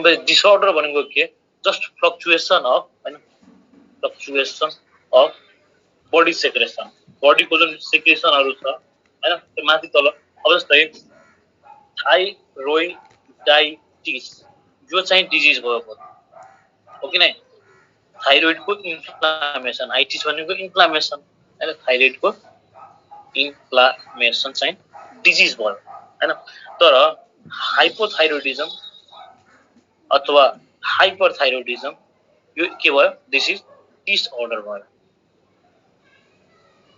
बुझ्छौ नि बडीमा त्यो थाइरोइडको डिजिज हैन के थाइरोइडको फ्लक्चुएसनले सर्टेन डिसअर्डर आउनु हैन सर्टेन अब जस्तै हाइपोथाइरोइडिजम जसलाई छ भने उसलाई कन्स्टिपेसन हुन्छ होला उसको कपाल झर्छ होला उसलाई सुस्त महसुस हुन्छ होला बडी चाहिँ धेरै एक्टिभ हुन मन लाग्दैन होला हाइपरथाइरोइडिजम जसलाई छ भने हैन त्यसलाई के हुन्छ उसको हार्ट रेटहरु इन्क्रिज भइराख्छ होला पसिना आउने हैन यो कोल्ड इन्टोलरेन्स हुने त्यसैगरी घबराहट हुने हैन अब फेरि अहिले पनि धेरैलाई घबराहट भइरहेको होला हैन एक्जाम्पल त फेरि पुरा म हाइपरथाइरोइडिजम भयो भनेर भन्दिन हैन दैट निड्स भेरियस डायग्नोसिस अनि मात्र हामी ध्यान गर्न सक्छौं मैले यति मात्र तिमीहरुको माइन्डमा पर्सपेक्टिभ राख्न खोजे कि डिजिज भनेको त्यो सर्टेन अर्गान नै डिफेक्ट हुनु सर्टेन बडीको पार्ट्स नै डिफेक्ट हुनु हैन दैट इज द डिजिज है तर डिसअर्डर भनेको त्यहाँबाट हैन सर्टेन अर्गानबाट त्यो अर्गानको माल फंक्सन त्यो अर्गानको फ्लक्चुएसन हैन अर्गानको कामको फ्लक्चुएसनले डिफेक्ट आउनु बडीमा दैट इज डिसअर्डर बुझ्छौ नि त्यो एक्जाम्पल मैले थाइरोइडको दिए that is Hashimoto thyroiditis is disease goitre is disease हैन तर हाइपरथाइरोइडिजम कहीं न कहीं डिसअर्डर हैन त्यसपछि कुरा गरौँ सिम्पटम्सको सिम्पटम्स भनेको के सिम्पटम्स भनेको त्यो कुरा हैन जुन चाहिँ तिमीले भन्छौ के डाक्टरलाई है डाक्टर साहब मलाई पेट दुख्यो डाक्टर साहब मलाई बान्ता आयो हैन के ज्वरो आयो उ आयो साइन्स भनेको के साइन्स भनेको जसले जुन चाहिँ डाक्टरहरुले तिमीमा देख्छ त्यो स्क्रिन शेयर बन्द गर डाक्टरहरुले तिमीमा देख्छ हैन साइन्स भनेको which doctor sees inside you अब जस्तै जन्डिस हैन, आँखामा जुन देख्छ इक्टेरस प्यालर, त्योहरू साइन हुन्छ। प्यालर इक्टेरसहरू साइन हुन्छ हैन। सिम्पटम्स भनेको जुन तिमीले भन्छौ, तिमीले यो भयो त्यो भयो। सिन्ड्रोम भनेको के? सिन्ड्रोम भनेको कलेक्सन अफ है, कलेक्सन अफ सिम्पटम्स, एउटा मात्र collection of symptoms of different others disease, others defect भन्दा पाइयो। सिम्पटम्स अफ कलेक्सन मात्र भनौँ, कलेक्सन हो भनेपछि हाम्रो जुन एड्स रहेछ, AIDS is our acquired immuno deficiency, मतलब बडीमा इम्युन डिफिसियन्ट हुन थाल्यो भने, इम्युन घट्न थाल्यो भने सर्टेन आउँछ हैन, बडीले एक्वायर्ड गर्छ collection of symptoms, and that is called acquired immuno deficiency syndrome. Yes, ल सबैले बुझ्यो त यो कुरा? Yes sir. यो कुरा सबैले बुझ्यो भने now we can proceed further है। अनि हामी प्रोपर एड्समै बसेर कुरा गर्न सक्छौँ।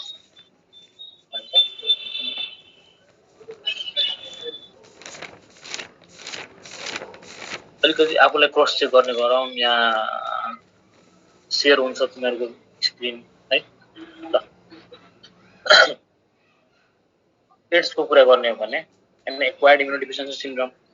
अब एड्स चाहिँ हुन्छ किन त, केले गराउँछ हैन? त्यो कन्डिसन, त्यो जुन सिन्ड्रोम छ, collection of lots of symptoms छ, एन्ड त्यो सिम्पटम्स चाहिँ, त्यो syndrome collection of lots of symptoms, that is symptom. त्यो सिन्ड्रोम हुन्छ किन? त्यो सिन्ड्रोम गराउने एजेन्ट हो हाम्रो, द्याट एजेन्ट इज एचआइभी है। एचआइभी भनेको ह्युमन इम्युनो डेफिसियन्सी भाइरस है, एचआइभी। खासमा यसलाई एचआइडिभी लेख्दिएको अझै क्लियर हुन्छ होला, तर उनीहरूले लेखेन, सिर्फ एचआइभी लेखे हैन। ह्युमन इम्युनो डेफिसियन्सी भाइरस भनेको एचआइभी। ल अब एचआइभी हैन, एचआइभी भनेको that virus which causes AIDS. यो मुख्यतः दुई किसिमको हुन्छ है, एचआइभी1 अनि एचआइभी2 है। तर एचआइभी1 चाहिँ मोस्ट कमन हुन्छ कि, यति धेरै कमन हुन्छ नि कि हामी एचआइभी1 भन्ने बित्तिकै हामी एचआइभी नै बुझ्छौँ, अथवा एचआइभी भन्ने बित्तिकै एचआइभी1 नै बुझ्छौँ। कहिलेकाहीँ एचआइभी2 पनि आउँछ, तर यो लेस कमन हुन्छ हैन। जानिराख्नु पर्यो हैन, क्वेसन आउन सक्यो, लेस कमन हुन्छ। त्यसपछि हेर, अब एचआइभी को कुरा हामीले गर्यौँ है। नाउ हेर त, सबैलाई थाहा छ कि एचआइभी भयो भने चाहिँ जो हुन्छ त्यो हुन्छ सिम्पटम्सहरू हैन। सिम्पटम्सहरूमा त्यति हामी टाइम वेस्ट नगर्ने, हामी मेकानिजम अफ कुरा बुझ्ने, कसरी अफेक्ट गर्छ हेर। यो एजेन्ट जुन छ एचआइभी, अब एचआइभीको हामी नेचर बुझ्नु पर्यो। यो के हुन्छ त, this is of retro virus. के हो हाम्रो रेट्रो भाइरस? रेट्रो भाइरस किन भन्छ हामी भन्छौँ त्यसलाई। त्यसपछि यसको अर्को नेचर के हुन्छ, सिंगल स्ट्रान्डेड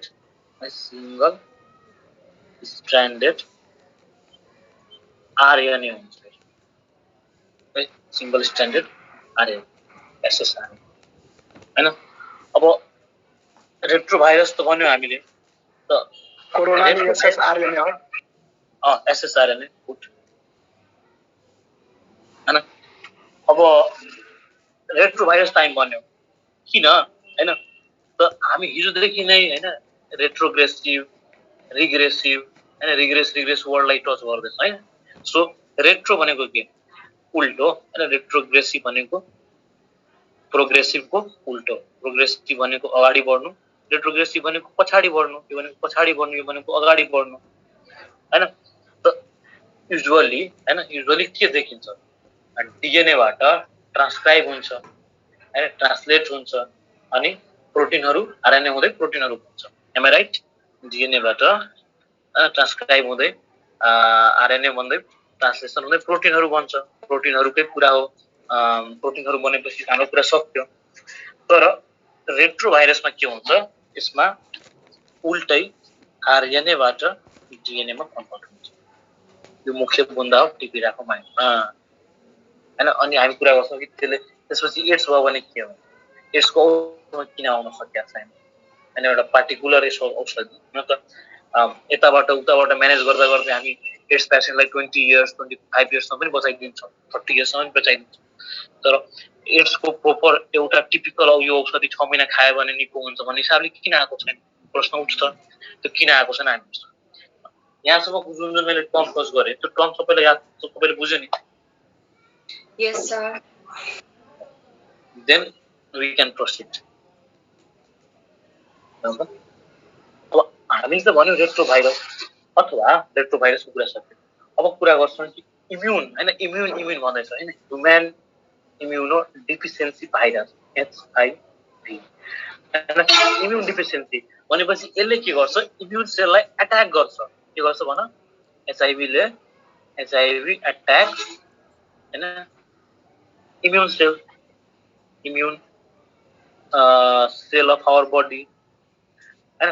अब इम्युनिटी जुन कुराले दिन्छ नि that is called immune cells हैन। लिम्फोसाइट हैन, लिम्फोसाइटमा पनि बी लिम्फोसाइट, टी लिम्फोसाइट धेरै किसिमको हुन्छ र त। हामीले के भन्छौँ, डब्ल्युबीसी ले हामीले के गर्छ भन त, इम्युनिटी दिन्छ। Am I right? Yes, sir. कसरी दिन्छ त? इम्युनिटी दिँदाखेरि एउटा ग्रानुलोसाइट्स हुन्छ, अर्को अग्रानुलोसाइट्स हुन्छ हैन। ग्रानुलोसाइट्समा एनईबी हाम्रो बोर्ड एक्जाम लगाउने मान्छे हैन, न्यूट्रोफिल्स, इसिनोफिल्स, बेजोफिल्स। अग्रानुलोसाइट्समा मोनोसाइट अनि लिम्फोसाइट्स। यो lymphocytes is further of B lymphocytes, T lymphocytes. Okay. अब के हुन्छ, एचआइभी ले के गर्छ त हाम्रो, HIV attacks this T lymphocytes हैन, अथवा टी सेल्स, हेल्पर सेल्स जसलाई हामी भन्छौँ helper T cells. HIV attacks helper T cells. यो पोइन्ट बुझ्नु पर्यो हैन। कसरी हुन्छ त हैन, हेल्पर टी सेल्सको त कुरा गर्छौँ, तर कसरी हुन्छ र? This is our suppose immune cell हो। इम्युन सेललाई अलिकति मोटो बनाइदिन्छु म है। यो के भयो, यसको सेल मेम्ब्रेन भयो हैन। त्यो इम्युन सेलमा हैन अब के बुझ्नु पर्यो कि हाम्रो एचआइभी भाइरस चाहिँ आयो। मैले एच लेखेपछि एचआइभी भाइरस बुझ्नु पर्यो हामी। एचआइभी भाइरसको टाउकोमा GP14 त्यो त्यहाँ नजाउँ हामी ल, यहाँ हामी बुझ्नु पर्यो टाउकोमा एउटा सर्टेन रिसेप्टर छ। अनि यो आउँछ अनि त्यसपछि it will come to bind, यहाँ चाहिँ सर्टेन एउटा रिसेप्टरको काम गर्ने, यसको नाम के छ हाम्रो CD4 सेल्स। त्यसैले भन्छ HIV attacks helper T cells और CD4 सेल्स भनेर भनिन्छ है, CD4 सेल्स। अब यो एचआइभी भाइरस आयो है, यसमा चाहिँ अट्याक गर्यो। अब एचआइभी भाइरस भित्र के छ त, एचआइभी भाइरस भित्र हाम्रो आरएनए छ, that is single standard RNA. तर हाम्रो सेलमा हेर त, हाम्रो सेलमा के छ, डीएनए छ, दैट इज डबल स्ट्यान्डर्ड। हो कि न, डबल स्ट्यान्डर्ड। कसैले मेसेज गर्यो मिड गेट भनेको के हो सर? मिड गेट एमआइटीजीटी यो वर्ड त मैले सुनेन, पहिला सुने जस्तो लागेन। ठिक छ, यो यसलाई चाहिँ के राखौँ, पहिला हामी च्याप्टरमा आउँछ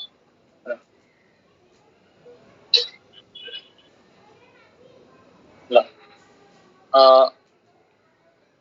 जस्तै यो म बुझ्दिनँ क्या, यो क्वेसनको प्याटर्न म बुझ्दिनँ। जस्तै वी आर टकिङ है, जस्तै अहिले क्वेसन सोध्ने मान्छे हो अन्जिला है, अब उसको माइन्डमा यो मिड गेट भन्ने वर्ड कसरी आयो?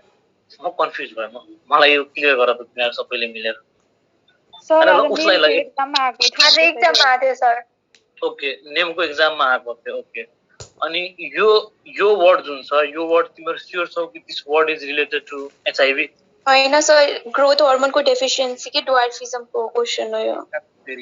यो कुरालाई यसरी तिमीहरूले त च्याप्टरको पुरा सिक्वेन्स नै बङ्ग्याउँदैछौ नि, हो कि नै? भन न, हामी त म्याच्योर्ड हुनु पर्यो नि, हामी यसरी हुनु पर्यो कि जे कुरा छ त्यसलाई हामी राम्ररी सिक्नु पर्यो कि हैन? अब यो ग्रोथ हर्मोनको कुरा त हामीले उहिले डिल गरिसकेका छौँ हैन, त्यसमा आयो कि आएन भन्ने कुरा द्याट इज अनदर हैन। अब हेर के हुन्छ, जस्तै म पढाउँदै भएर कुरा त जो पनि टिचर अहिले अनलाइन पढाउँछ नि उसले चाहिँ चौतर्फी ध्यान दिन पर्छ। चौतर्फी ध्यान दिने क्रममा कसैले च्याट दिइरहेको छ त्यसलाई पनि मैले कन्सिडर गर्नै पर्यो। त्यो कन्सिडर गर्ने क्रममा मैले यो हेर्दाखेरि के देख्यो, अब मिड ग्रेड त म जति माइन्ड ड्र्याग गरे पनि एचआईभीमा छैन त्यो वर्ड, हो कि नै? अब त्यसरी त्यो त कहीँ न कहीँ अर्को 5 मिनट लग्यो नि त हाम्रो हैन। अब कि त तिमीलाई त्यही क्वेसन सोध्न यो क्लास जोइन गरे हो भने त्यो गर्नै पर्दैन हैन। त्यो क्वेसनको लागि त तिमीले च्याट बक्समा सर के अरे भाइबरमा म्यासेज हालिदिँदा हुन्छ, अब कोही साथीलाई पनि भाइबरमा च्याट ग्रुपमा राख्न लागिदिँदा हुन्छ हैन। यो कुरा हामी सिकौँ कि अहिले पनि हामी 10 देखि 15 दिन हामी सँगै बस्नेवाला छौँ हैन। सो अलिकति म्यानेज गर्यो भने यो हेरेर सबै रिपोर्ट हुँदैछ। यस्तो कुरालाई रेकर्डमा राख्यो भने रेकर्डिङ हेर्ने मान्छेलाई पनि झ्याउ लाग्छ कि यो पढाउन भन्दा बढी त भाषण दिँदो रहेछ, हो कि नै? सो यस्तो कुरा हामी अलिकति व्यावहारिक कुरा पनि सिकौँ है। टपिकमा कसरी रिलेट गर्न सक्ने, टपिकमा अब एउटा नानीले के सोध्यो कि सर के अरे सेन्स अर्ग्यान पढ्ने कि नपढ्ने भन्ने कुरा नै छैन। अहिले त हेल्थ पढ्दैछौँ, हेल्थ पढौँ, हामी डिजिज पढौँ हैन। सो त्यसरी हामी बुझौँ न ल। हेर त, अब नाउ वी आर टकिङ कि HIV attacks helper T cells है। हेल्पर टी सेल्समा अट्याक गर्यो, this is immune cells, helper T cells. अब CD4 मा आउँछ अनि जान्छ। हामीले फरक के देख्यो, सिंगल स्ट्यान्डर्ड एसएसआरएन हैन, अनि यो के छ डबल स्ट्यान्डर्ड डीएनए। हाम्रो चाहिँ इम्युन सेलको चाहिँ त्यस्तो नेचर छ। अब के हुन्छ, यसले अट्याक गर्छ, अट्याक गरेपछि एउटा यस्तो स्टेज आउँछ कि नाउ र त यस्तो होला।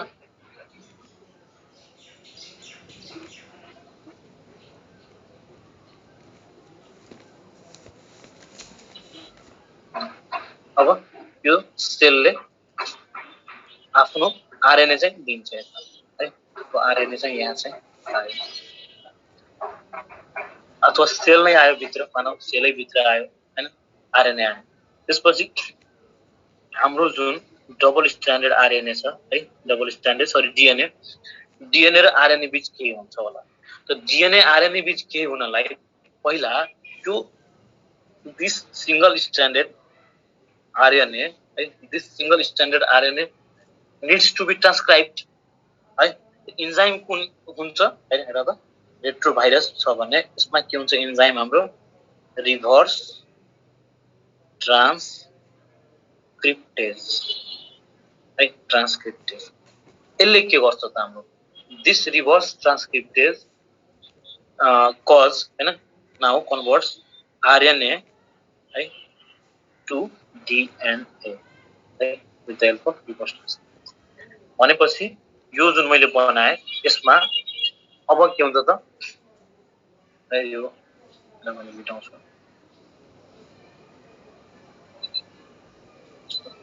हैन। यसमा के छ हाम्रो, यसमा अब अर्को आउँछ हाम्रो गएर त आरएनए बाट डीएनए मा कन्भर्ट भयो, आरएनए बाट डीएनए मा कन्भर्ट भयो हैन। के को हेल्पले? Reverse transcriptase.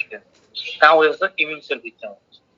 अनि पर्सपेक्टिभ बुझ्न आवश्यक छ, त्यसैले मैले है। अनि पछि हामीले यसको पनि कुरा गर्यौं, यसको पनि कुरा है। आई विल ड्रप इट गएर त सपोज यस्तो भयो। अब यहाँ चाहिँ के हुन्छ हेर त, सपोज हाम्रो चाहिँ डबल स्ट्यान्डर्ड के भइसक्यो त, आरएनए चाहिँ के डीएनए चाहिँ आइसक्यो। त्यो के को हेल्पले? आरएनए इज कन्भर्टेड इन्टु भन DNA with the help of reverse transcriptase enzyme है, क्रिप्टेज एन्जाइम है। बोल्न सिक्नु पर्छ है, नभए हामी चाहेर पनि है आज म हेल्थ पढाउँदैछु त्यसैले म भन्छु हल्का मेडिकलको कुरा हाम्रो यही पनि मेडिकल पर्सनल धेरै हुनुहुन्छ यहाँ चाहिँ बाहिरबाट हुनुहुन्छ हैन भोलिको डाक्टर बन्छौँ हामीले पनि दिने भनेको प्यारासिटामोल हो तिमीले पनि दिने भनेको प्यारासिटामोल हो XYZ दिने भनेको प्यारासिटामोल जब ज्वरो आउँछ हैन तर द्याट डिपेन्ड्स कि त्यो पेशेन्ट कसरी काउन्सिल हुन्छ त्यो पेशेन्टलाई कसरी खुसी हुन्छ त्यो पेशेन्ट त्यो कुराबाट नै उसको 50% डिजिज कसरी जान्छ भन्ने कुरा कहाँबाट आउँछ तिम्रो पर्सनालिटीबाट आउँछ तिम्रो बोलीबाट आउँछ सो जहाँ तिमीले इन्टरेक्ट गर्ने मौका पाइरहेको छौ डु इन्टरेक्ट र प्रोपर इन्टरेक्ट र जेन्युइन इन्टरेक्ट हैन त्यसैले बुझ्नुपर्छ हामीले बोल्ने ठाउँमा बोलिहाल्नु पर्यो रिभर्स ट्रान्सक्रिप्टरबाट डिएनए बनायो अब के गरौँ हामी यहाँ चाहिँ के छ हाम्रो इम्युन सेलको डिएनए छ हैन त्यसलाई हामी ब्लुले डिनोट गरौँ यहाँ चाहिँ डिएनए छ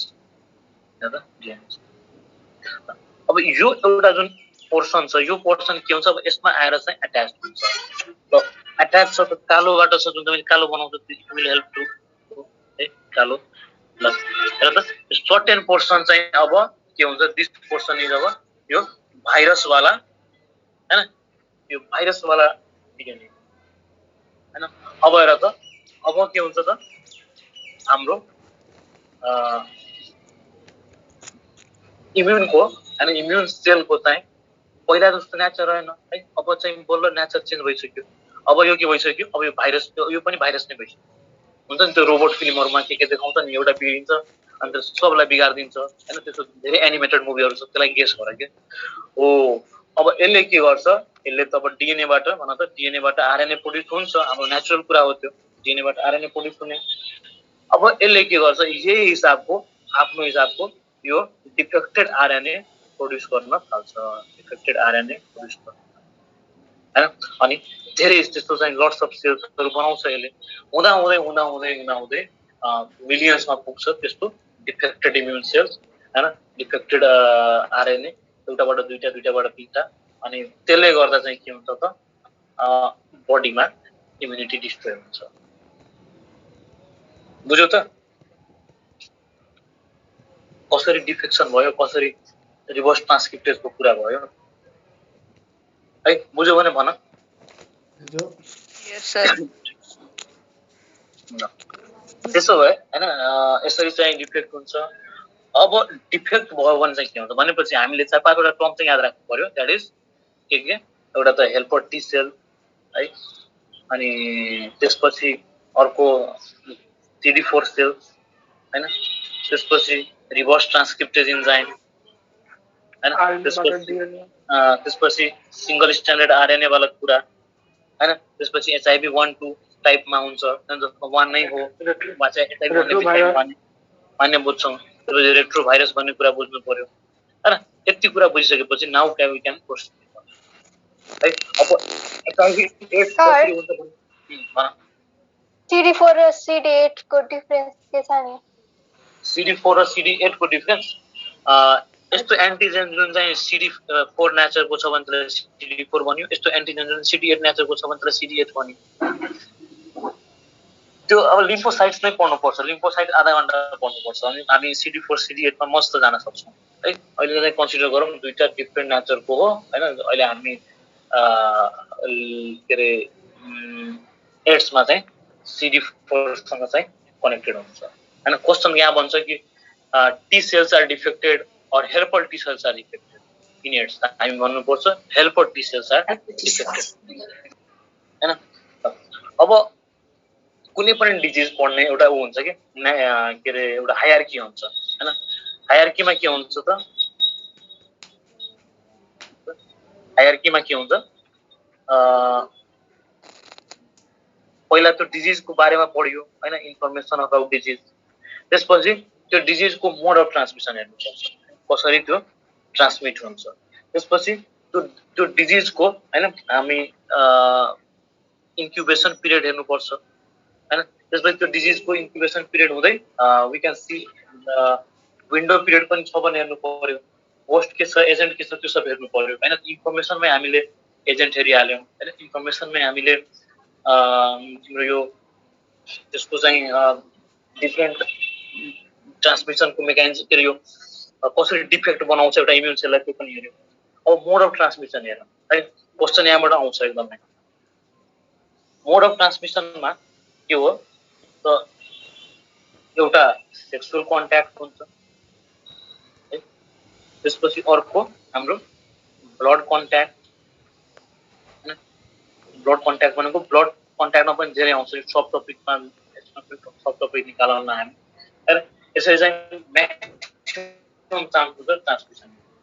अब हेरौँ सेक्सुअल कन्ट्याक्टको कुरा गर्दाखेरि it is the most common one है। त्यसपछि मेन टु मेन हैन,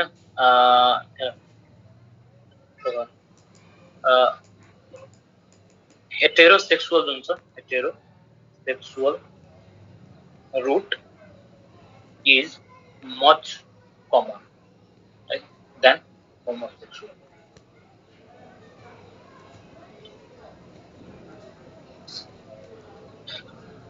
हैन यो कमन हो, तर रिस्कको कुरा गर्छौ भने रिस्कको कुरा हैन, homosexual are in more risk than heterosexual. त्यसको मिनिङ के भयो नि, जस्तै हेटेरो भनेको डिफ्रेन्ट भनेपछि मेल एन्ड फिमेल, मेल र फिमेलको पपुलेसन मेल एन्ड फिमेलको सेक्सुअल इन्टरकोर्स हैन, अनि हो भनेको सेम मेल मेलमा हैन फिमेल। त चान्सेस के मोस्ट कमन हैन, अब एचआईभी भयो सपोज 100 जनामा एचआईभी देखियो भने त्यसमा चाहिँ यदि 100 जनाको सेक्सुअल कन्ट्याक्टमा एचआईभी भएको छ भने 90% चाहिँ तिम्रो हेटेरोसेक्सुअल हुन्छ होला, 10% चाहिँ होमोसेक्सुअल हैन।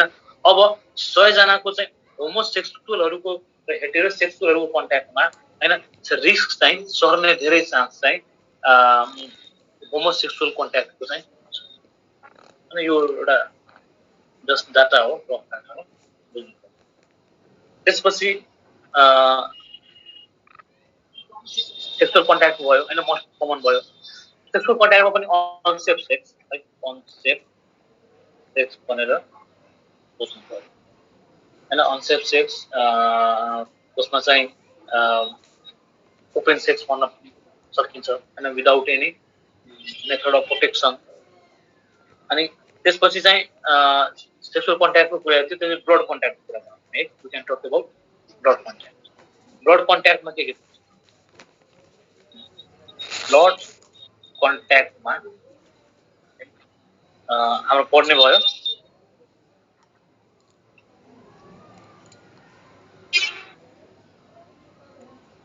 आईभी ड्रग्स युजर्सहरु हैन। खासमा यस्तो हुन्छ, आईभी भनेको इन्ट्रा भेनस हैन, अनि आईएम भनेको इन्ट्रा मस्क्युलर हैन, आईडी भनेको इंट्राडर्मल हैन, अनि एससी भनेको सबक्युटानियस हैन,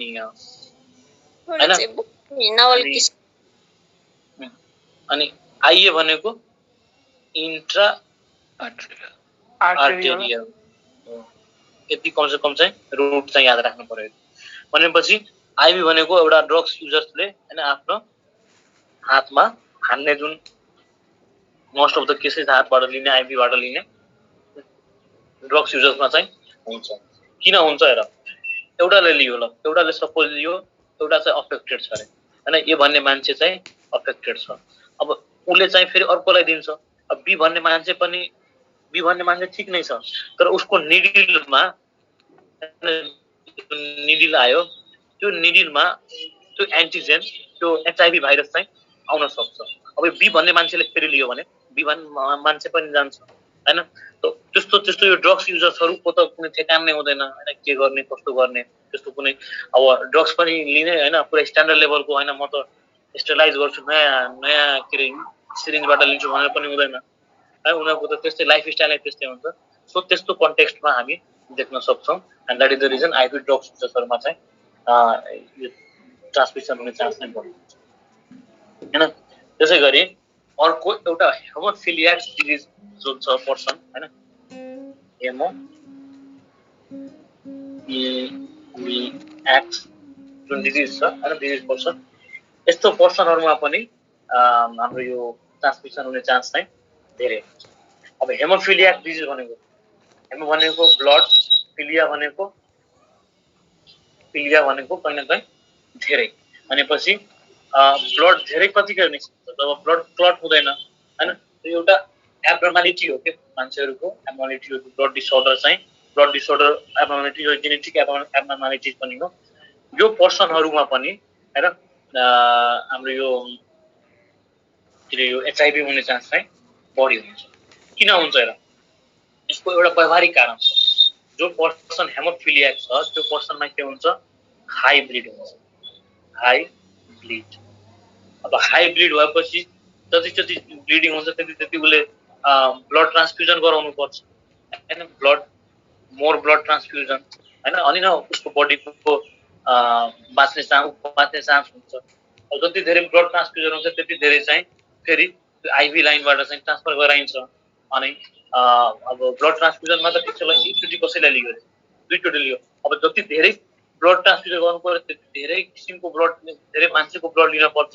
धेरै मान्छेको ब्लड लिने क्रममा हुन सक्छ कोही चाहिँ पर्दिन्छ हाम्रो एचआईभी वाला पेशेन्ट एचआईभी वाला डोनर अनि त्यो डोनरको लिदियो भने ब्लड कन्ट्याक्ट हुँदा एचआईभी सर्छ हैन उसको आफ्नो पर्सनल रिजनले सर्ने हैन उसको आफ्नो पर्सनल कारणले सर्या हैन है धेरै चाहिँ के रे ब्लड ट्रान्सफ्युजन भएपछि हैन अब 10 चोटीमा 9 चोटी ठीक भरे एकचोटी के था हाम्रो एड्स पेशेन्ट के रे एड्स मान्छेले नै एड्स भएको मान्छेले नै डोनेट गर्यो भन्ने कुरा हुन्छ हैन। त्यसपछि अर्को रिजन हैन ब्लड कन्ट्याक्टको कुरामा हाम्रो यो सर्जन्सहरु जुन छ हैन सर्जनहरु यिनीहरुमा चाहिँ सर्ने chance and that is the reason जहिले पनि सर्जरीको बेला दुईटा टेस्ट गराउनु भनिन्छ दैट इज एचआईभी अनि त्यसपछि हेपाटाइटिस बी। यो दुईटा टेस्ट यदि नेगेटिभ छ भने बल्ल सर्जनहरुले पनि सर्जरी गर्छ हैन। सो आफुलाई चाहिँ अलिकति प्रिजर्भ गरेर राख्न जरुरी छ कि आफुलाई अलि सिक्योर गरेर राख्न जरुरी छ।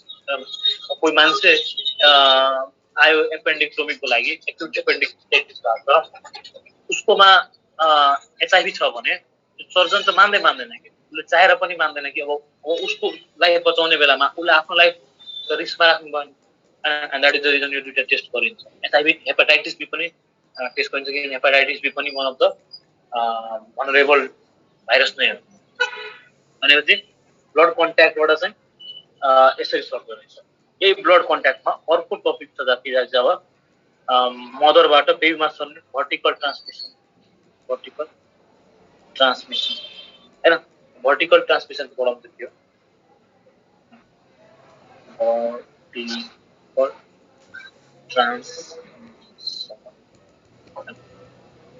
भर्टिकल ट्रान्समिसनमा हैन के हुन्छ त जस्तै एउटा मदरले बेबीलाई डेलिभर गर्छ नि हैन मदरबाट माथिबाट तल आउने भर्टिकल आउँछ त्यसैले भर्टिकल ट्रान्समिसन वर्ड डिजिज हैन यसमा कुनै कन्फ्युजन हुने आवश्यक छैन हैन। यो मदरबाट बेबीमा आउने प्रोसेस के हुन सक्छ एउटा डेलिभरीको बेला हुन सक्छ हैन सपोज मदरमा चाहिँ एचआईभी पोजिटिभ छ रे मदर अनि डेलिभरीको बेला चाहिँ डिफरेन्ट अब त्यहाँ ट्रोमाहरु हुन्छ नि हैन अब बेबी निस्किने बेला भेजाइनल रुटबाट निस्किन्छ बेबी भेजाइनल रुटबाट निस्किने बेला बेबीले पनि डिफरेन्ट ट्रोमाहरु झेल्न पर्छ कि यता दुख्यो उता छिल्यो हैन उता चाहिँ केर्यो त्यो क्रममा चाहिँ स्कारहरु डिफरेन्ट हुन सक्छ त्यो क्रममा चाहिँ यदि मदर चाहिँ एफेक्टेड छ भने बेबीमा पनि जाने चान्स धेरै हुन्छ हैन त्यो भर्टिकल ट्रान्समिसन। त्यसपछि त्यो डेलिभरीको बेला त्यसपछि आमाले खुवायो आमाले हाम्रो ब्रेस्ट फिडिङ गराउँछ हैन ब्रेस्ट फिडिङ गराउने बेला पनि सर्छ किनभने we know that AIDS HIV कहाँबाट सर्छ सिक्रेसनबाट सर्ने चान्स चाहिँ धेरै हुन्छ हैन सीमेन भेजाइनल सिक्रेसन हैन त्यसपछि मिल्कहरु भयो हैन अरूहरु पनि होला त्यति कम से कम याद राख्नु so that is the reason why sexual intercourse बाट maximum chance हुन्छ सर्ने AIDS हैन यो जुन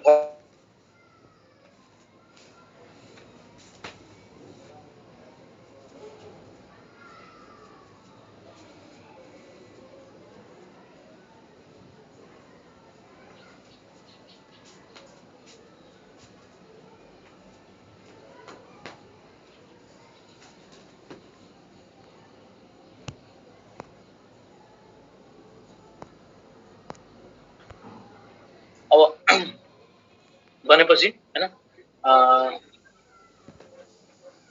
अरे अनि त्यसपछि अर्को सिक्रेसनहरु छ जस्तै बडीको सेलाइभा भयो है त्यसपछि हाम्रो यो स्वेट भयो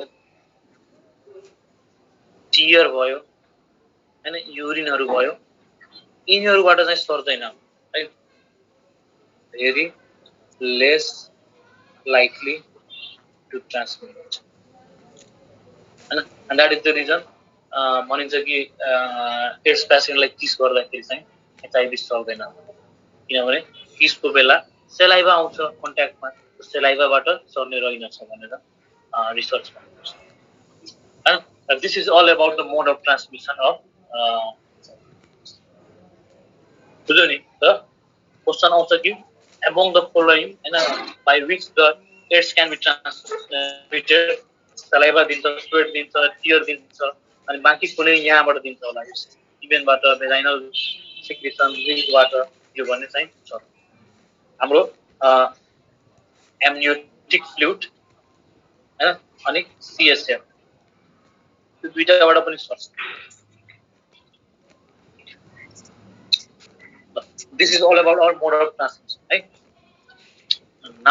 now we can talk about the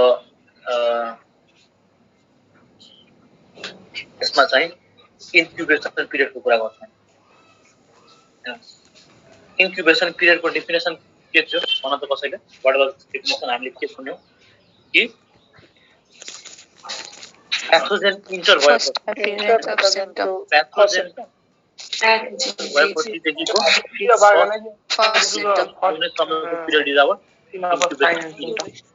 हैन अब यसमा चाहिँ यो एड्सको कन्टेक्स्टमा इन्क्युबेसन पिरियड धेरै भेरिएसनमा हुन्छ एकदमै भ्यारी गर्छ कसरी भ्यारी गर्छ हेर त हाम्रो कहिलेकाहीँ 3 मन्थ्ससम्म पनि सिम्पटम्सहरु आउँदैन कहिले 6 मन्थ्ससम्म पनि आउँदैन 8 मन्थ के रे यो 5 इयर्ससम्म पनि आउँदैन 10 इयर्ससम्म पनि आउँदैन यो लेभलमा हुन्छ हैन यति धेरै भर्साटिलिटीको डिजिज हो नि त्यसैले गर्दा यसको चाहिँ अहिलेसम्म एउटा प्रोपर ट्रिटमेन्ट चाहिँ आउन सकेको छैन पहिला थाहा लाउन पनि गाह्रो छ अनि यतिकै पनि हैन तिमी कसैलाई भन्न त जाऊ त तिमी एचआईभी टेस्ट गराएर आऊ हैन तिमी अलिकति डाक्टर छौ भने त हल्का मान्दिन्छौ तर तिमी लेम्यान छौ हैन तिमी एउटा नन मेडिकल प्रोफेसन छौ भने यतिकै मान्दैन उधम्टिन आउँछ त्यो हिसाबले यो डिजिज छ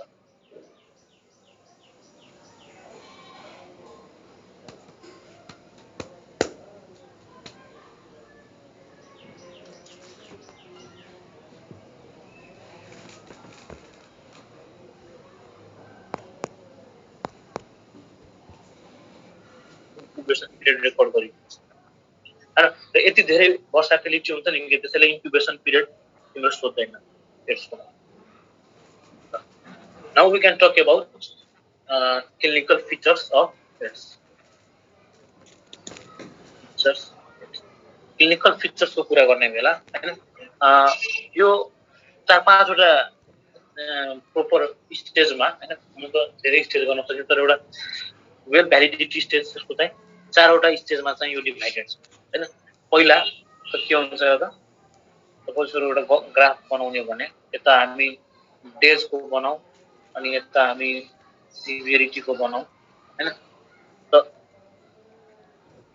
यसको क्लिनिकल फिचर्समा हैन जति धेरै लङ गयो त्यति क्रोनिसिटी बढ्यो के हैन एक्युट भनेको एक्युट र क्रोनिक वर्डमा हामी कन्फ्युजन छैन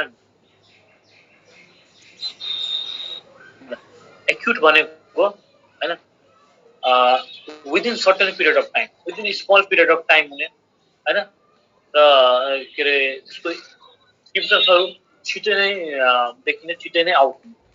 क्रोनिक भनेको लङ टर्ममा आउने हैन, जस्तै एउटा फ्लू हामीलाई एक्युट हुन्छ कि 2-3 दिनमै रुगा सुगा लागेर 7 दिनसम्म 2 दिनमा लाग्ने कुरा हैन, एउटा लङ टर्म क्रोनिक जान्छ कि 6 महिना 7 महिना 8 महिना 9 महिनासम्म भइरान्छ लागेर, मतलब त्यसको चाहिँ सिम्पटम्सहरु चाहिँ जान्छ हैन। भनेपछि क्रोनिक भनेको लङ टर्म है, एक्युट भनेको सर्ट टर्म है।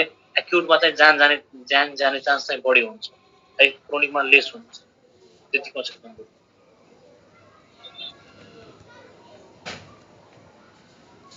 त्यसपछि हेर त अब त्यो अनुसारले अनि सिभिरिटी के अनुसारले र टाइम पिरियडको अनुसारले हाम्रो क्लिनिकल फिचर्सहरु डिफरेन्ट स्टेजको हुन्छ। त्यसैले पहिला के मानिन्छ हाम्रो एक्युट भाइरल स्टेज भनेपछि यो जब अब इन्क्युबेसन पिरियडबाट निस्किएर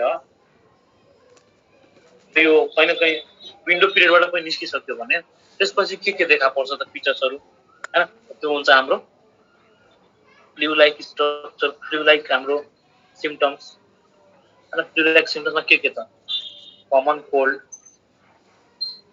फीवर हैन, सोर थ्रोट त्यस्तो हैन,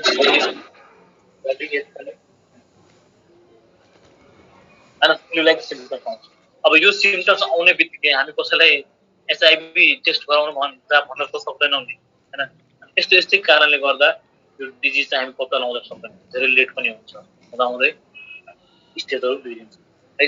त्यसपछि यसकै हाम्रो यो अब लागिसक्यो हैन, लागिसकेपछि अब विन्डो पिरियडको कुरा गर्ने भने यसको हैन। विन्डो पिरियडको कुरा के थियो त अघि इन्क्युबेसन पिरियड देखिको अनि इन्क्युबेसन पिरियड भन्दा पछि हैन, जब बडीमा इन्फेक्सन भयो, इन्फेक्सन देखिको lab diagnosis, laboratory detection test समयलाई भन्छ हामी विन्डो पिरियड हैन। अब यसमा के हुन्छ त हाम्रो यो पिरियडमा कुन टेस्ट गर्न ठीक हुन्छ हैन। यो पिरियडको कुरा गर्दाखेरि हामी हैन हाम्रो एन्टिबडी टेस्ट जुन हुन्छ दैट विल बी नेगेटिभ। बुझ्दैछौँ हामी एन्टिबडी टेस्ट गर्छौँ यो पिरियडमा भने त्यो नेगेटिभ हुन्छ एक्युट भाइरल स्टेजमा। तर हैन तर बिस्तारै यो पिरियडमा पेशेन्टहरुले सार्ने चाहिँ चान्स एकदमै धेरै हुन्छ है। भनेपछि हाम्रो 2 विक्सदेखि है 2 मन्थसम्म, 2 विकदेखि 2 मन्थसम्मको जुन पिरियड छ त्यसलाई हामी भन्छौँ window period for our lab के यो एचआईभी हैन। अब यो पिरियडमा यो हाम्रो टेस्ट चाहिँ नेगेटिभ आउँछ, तर यो पिरियडमा चाहिँ हाई चान्स फर ट्रान्समिसन।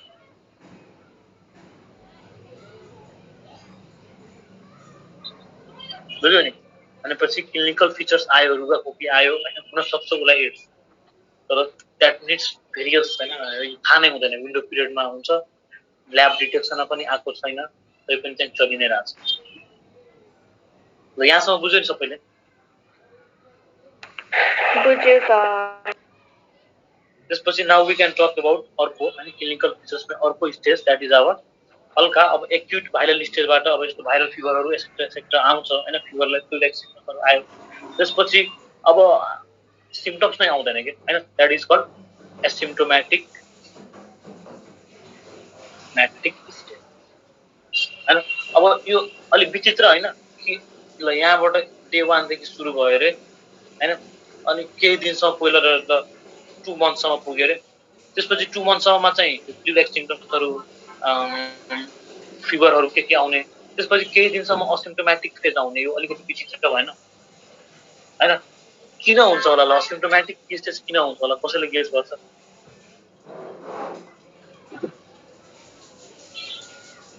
किन हुन्छ? किनभने त्यसको एन्सर मैले अघि नै भने कहीं न कहीं त्यहाँबाट कनेक्ट गर्नु पर्यो। बिस्तारै बिस्तारै जस्तो फ्लू लाइक स्ट्रक्चर भयो अनि फ्लू लाइक कमन कोल्ड्सहरू हुन्छ त्यो यिनीहरूलाई त हाम्रो बडीले मारिहाल्छ नि हो कि नै फिभरहरू भयो यिनीहरूलाई त हाम्रो बडीको इम्युनले मार्ने प्रयास गर्छ कि यो सिम्टम्सहरू जुन छन् जुन एक्युट स्टेजमा आएको छ अचानक आएको छ यो यिनीहरूलाई चाहिँ मारिदिन्छ कि मारेर चाहिँ त्यसपछि सर्टेन स्टेजमा आउँछ त्यो चाहिँ के हुन्छ हाम्रो सिम्टम्स आउँदैन हैन र असिम्टोमेटिक स्टेज हो है अनि भन्छ नि कि यो एउटा विनाश हुनुभन्दा पहिलाको बुढी आउनुभन्दा पहिलाको एउटा सन्नाटा हो अनि शान्त त्यही फेज हो हाम्रो असिम्टोमेटिक स्टेज यसमा चाहिँ सिम्टम्सहरू चाहिँ देखा पर्छ हो तर यसमा चाहिँ के हुन्छ त अब के हुन्छ त एन्टिबडी टेस्ट चाहिँ पोजिटिभ आउँछ किन पोजिटिभ आउँछ किनभने अब वेल एमाउन्टमा त्यो जुन एचआइभी को एगेन्स्टमा हाम्रो बडीले के गराएको छ त एन्टिबडी प्रोड्युस गरिसकेको छ अनि जति किन गरिरहेको छ किनभने यो एक्युट स्टेजमा जति पनि सिम्टम्सहरू छ त्यसलाई मार्नलाई प्रोड्युस गरिरहेको छ antibody and that is the reason of asymptomatic स्टेजमा एन्टिबडी टेस्ट चाहिँ पोजिटिभ कुरा बुझ्यो नि बुझ्यो सर त्यसपछि हेर त नाउ र कसैले बुझाएको छैन भन्दा हुन्छ है अब तिमीले भनेनौ भने म यही एज्युम गर्छु कि तिमीले बुझिसक्यौ त्यसपछि अर्को आउँछ द्याट इज अब सिम्टोमेटिक चाहिँ असिम्टोमेटिक भइसक्यो है यो सन्नाटा भइसक्यो अब चाहिँ अब हावाहुरी आउने पालो that will be called as AIDS related complex ARC हुन्छ है एआरसी मा के हुन्छ त हाम्रो एड्स रिलेटेड कम्प्लेक्समा अब जति पनि छ अब यो अरू डिजिजेसहरू त्यो चाहिँ आउन थाल्छ हाम्रो बडीको त अब इम्युन चाहिँ के हुन्छ त इम्युन सेल आफै डिस्ट्रोय भइसकेको छ हैन त त्यो हिसाबले इम्युनिटी यतिकै कम हुन्छ अब के कारणले फिभर थाहा नै हुँदैन त्यसैले के हुन्छ हामी के भन्न पाउँछौँ यसमा अननोन हेर त unknown origin fever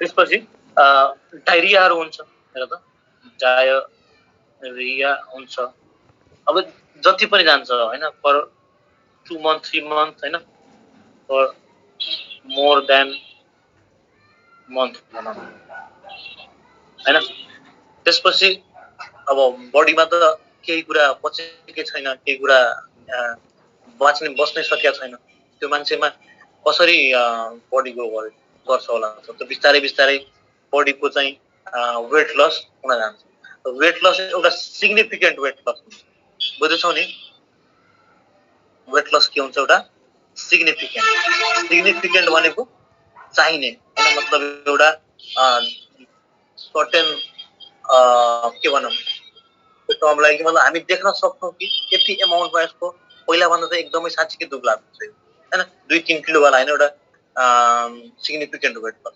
significant weight loss कतिले मान्छ हामी बडीको 10% यदि वेट लस भएको छ भने नि सिग्निफिकेन्ट वेट लस है सिग्निफिकेन्ट वेट लस क्यान्सरमा हुन्छ सिग्निफिकेन्ट वेट लस एचआइभीमा हुन्छ याद राख्नु ल टिबीमा हुँदैन सर कुनमा ट्युबरकुलोसिसमा वेट लस हुन नि सक्छ नहुन नि सक्छ त्यो कुनै एउटा त्यो उमै क्लिनिकल फिचर्समै राख्न मिल्दैन हामी त क्लिनिकल फिचर्स भनेको यो फिचर्सले चाहिँ यो टेस्टलाई चाहिँ चिनाउँछ है किन आउँछ है भन्ने कुरा टिबीमा एक्चुअली टिबीमा पनि हुन्छ टिबीमा पनि वेट लस चाहिँ हुन्छ धेरै ठाउँमा लेखा हुन्छ सर टिबीमा पनि हुन्छ सर टिबीमा पनि हुन्छ तर त्यो टिबीकै पार्टिकुलर हैन टिबीलाई चिन्ने अर्को मैले खासमा भन्न खोजेको कि टिबीलाई चिन्ने चाहिँ अर्को फिचर्सहरू छ के त्यसलाई चाहिँ त्यो हेरेर चाहिँ हामी टिबी मजाले चिन्न सक्छौँ हैन जस्तो यो क्रोनिक ल त्यसपछि सिग्निफिकेन्ट वेट लस हुन्छ भनेपछि कसैको 72 किलो वेट छ भने उसको चाहिँ 7 किलो वेट चाहिँ घट्छ होला ल त्यसपछि अब हेर this is AIDS related complex तीनटा कुरा चाहिँ याद राख्नु पर्यो अननोन ओरिजिनको फिभर आउँछ डायरिया हुन्छ सिग्निफिकेन्ट वेट लस हुन्छ अब यो 10% कति दिनमा त अब यो हैन 10 दिनमा हैन यो 6 मन्थमा चाहिँ घटेको हुनु पर्यो हैन त्यसपछि आउँछ लास्ट स्टेज हैन fourth stage that is our end stage in stage of एड्समा के हुन्छ? इन स्टेज अफ एड्समा यतिसम्म अब इम्युन यतिसम्म घटिसक्या हुन्छ नि, इम्युन यतिसम्म डिक्रिज भइसकेका हुन्छ कि कुनै पनि अर्को इन्फेक्सनले मजाले इन्फेक्ट गरिदिन सक्छ हैन, अपर्चुनिटी पाउने बित्तिकै इन्फेक्ट गरिदिन सक्छ। And that is the reason हामी के भन्छौँ, अपर्चुनिस्टिक इन्फेक्सनहरू हैन ले अब यो स्टेजमा चाहिँ इन्फेक्ट गर्न थाल्यो। अपर्चुनिस्टिक इन्फेक्सनले हैन एड्स पेसेन्टलाई चाहिँ इन्फेक्ट गर्छ। एड्स पेसेन्ट हैन सानो सानो पनि इन्फेक्सनहरूले इन्फेक्ट गरिन सक्छ। त्यसको मोस्ट कमन चाहिँ हो हाम्रो ट्युबरकुलोसिस, माइकोब्याक्टेरियम ट्युबरकुलोसिस। टिबी चाहिँ भनौँ टिबीले चाहिँ धेरै इफेक्ट गर्छ। And that is the reason AIDS patient लास्टमा टिबी लागेर नै मर्छ। 95% of the AIDS patient die because of TB at last. है सबैले बुझ्यो नि यो कुरा? अपर्चुनिटी पाउने बित्तिकै इन्फेक्ट गर्ने रहेछ हैन। भनेपछि यो चारवटा स्टेज, एउटा एक्युट भाइरल स्टेज, त्यसपछि असिम्प्टोमेटिक स्टेज, असिम्प्टोमेटिकमा किन के अरे एक्युटमा चाहिँ किन एन्टिबडी नेगेटिभ भयो अनि असिम्प्टोमेटिकमा चाहिँ किन एन्टिबडी पोजिटिभ भयो भन्ने कुरा बुझ्नु पर्यो है। यो कुरा बुझाएको छ भने बुझ्न सकिसकेदेखि यु हेभ गुड नलेज। त्यसपछि असिम्प्टोमेटिक पछि आउँछ हाम्रो AIDS related complex. AIDS related कम्प्लेक्समा तीनटा कुरा बुझ्नु पर्यो, एउटा fever of unknown origin, diarrhoea, अनि त्यसपछि वेट लस, टेम्परेचर, लास्टमा चाहिँ इन्ड स्टेज जसमा चाहिँ अपर्चुनिस्टिक इन्फेक्सनले मार्छ मान्छेलाई, जसमा TB is the most common cause. And this was all about clinical picture, this was all about the AIDS हैन। अब यो एड्स त भयो हैन। अब एड्समा कहिले काहीँ ट्युमरहरूले पनि अफेक्ट गर्छ है। त्यो ट्युमर कुन अफेक्ट गर्छ हेरौँ त। एउटा मतलब एड्स पेसेन्टहरूलाई चाहिँ ट्युमरबाट पनि मर्छ। त्यो हो हाम्रो क्यापोसिस सार्कोमा है, सार्कोमा हैन। अनि त्यसपछि अर्को हाम्रो नन हजकिन्स लिम्फोमा भनेर याद राख्नु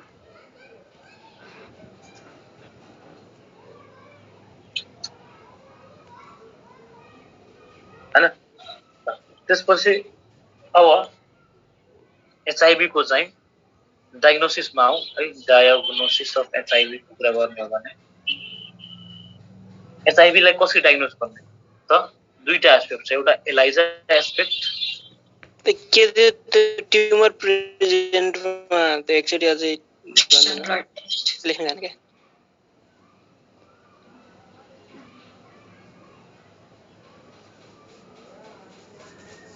यो दुईटा ट्युमरले नि तपाईको मतलब त्यो एड्स पेसेन्टमा त्यो एड्स रिलेटेड कम्प्लेक्स मात्र हैन, ट्युमर पनि आउन सक्छ। त्यो यो दुईटा ट्युमर आउँछ मोस्ट अफ द केस।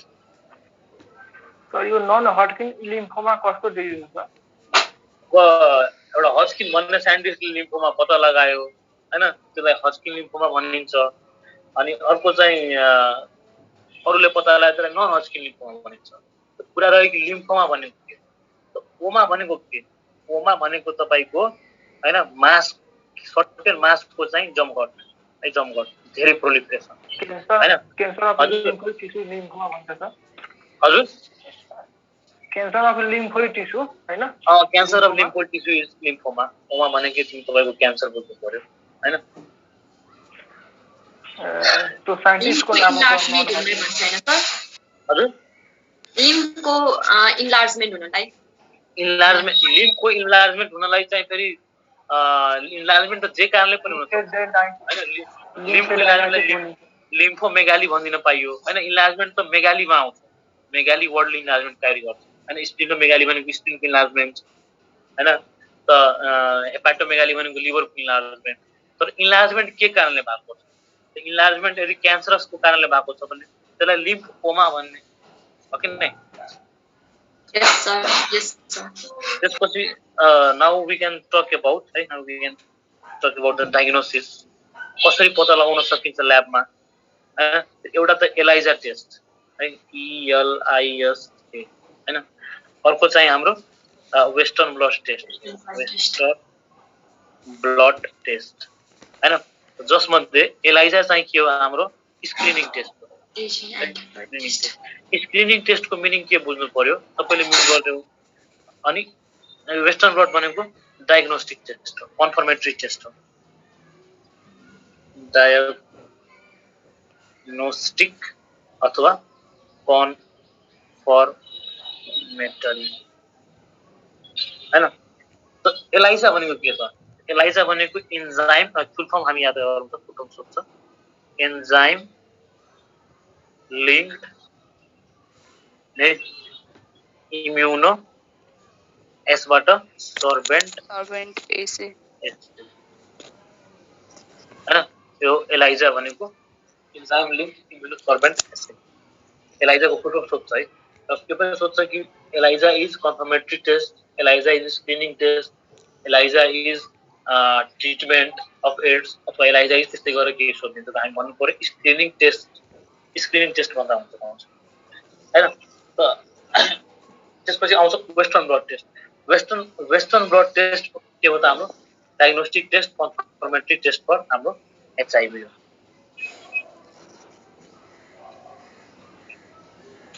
हैन। यो टेस्टको खासमा मोटिभ के हो त? टेस्ट किन गरिन्छ, कसरी गरिन्छ, एउटा लेम्यान पर्सपेक्टिभमा हामी बुझौँ त। के हुन्छ नि, सपोज यस्तो तपाईँ एउटा एचआईभी को टेस्टको लागि कुरा गर्नु त भने यस्तो हुन्छ। एउटा यहाँ चाहिँ डट हुन्छ यसरी यसरी है। यो डटमा के भयो त? यो डटमा हैन एउटा डट त हाम्रो इन्डिकेटिभ डट हुन्छ, जुन सुरुदेखि नै पोजिटिभ हुन्छ है। मतलब सुरुदेखि नै कलर हुन्छ, रातो कलर मान्यो भने है। त्यसपछि कुरा गरौँ हामी दुईटा डटको के हुन्छ त? खासमा यसमा है सर्टेन केमिकल कोट गरिएको हुन्छ। कुन केमिकल? त त्यो केमिकल स्क्रिन सेयर नगर्नु। त्यो केमिकल है जसमा चाहिँ एन्टिजेन हो। कुन एन्टिजेन त? हाम्रो एचआईभी को एन्टिजेन राइट, एन्टिजेन। यो एन्टिजेनमा यदि माथिबाट हामी एन्टिबडी हालिरहेको छौँ भने there will be certain reaction. अनि रियाक्सन भएपछि के हुन्छ त? अब यो कलर चेन्ज गर्छ होला र यो केमा जान्छ होला, रेडमा जान्छ होला भनेर है।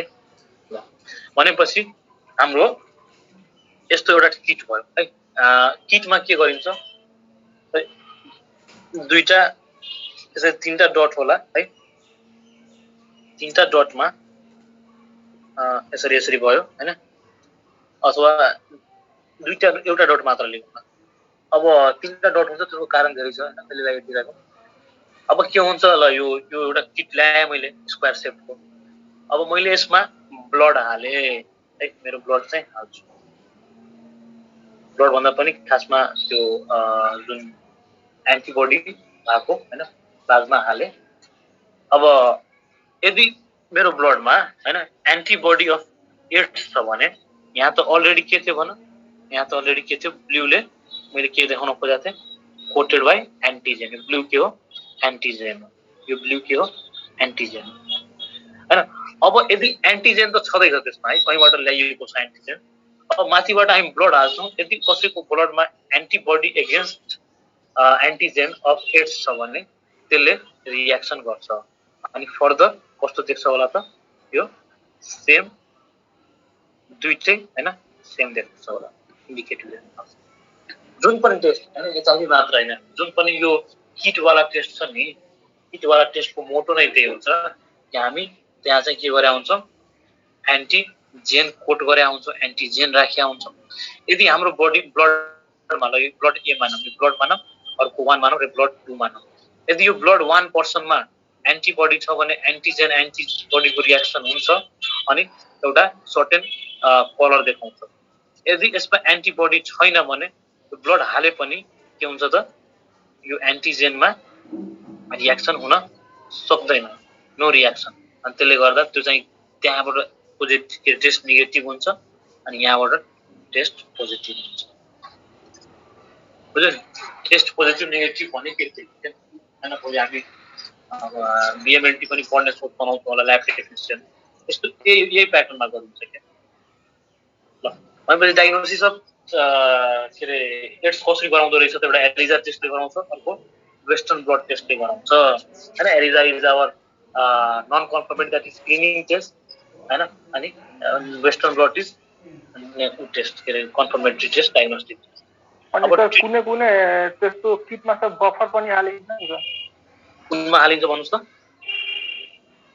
कुनै कुनै बफर त्यस्तो किटमा पनि बफर हालिन्छ। बफर पनि हालिन्छ नि बफर त। बफरको कन्टेक्स्ट छुट्टै छ। बफरले त्यसको तपाईँको इन्भाइरोमेन्ट म्यानेज गर्नलाई हालिन्छ होला होइन, त्यसको कन्टेक्स्ट छुट्टै छ। मैले जस्तो एउटा पर्सपेक्टिभ हाम्रो माइन्डमा सेट गरिदिन खोजेँ हो कि आखिर यो टेस्ट भन्छ नि, टेस्ट किन भन्दो रहेछ? टेस्ट किन भन्दो रहेछ किनभने हाम्रो यो कोभिडको जुन अथवा यो एचआइभीको जुन स्पाइक छ द्याट इज अवर एन्टिजेनको एगेन्स्टमा हाम्रो बडीले एन्टिबडी बनाउँछ।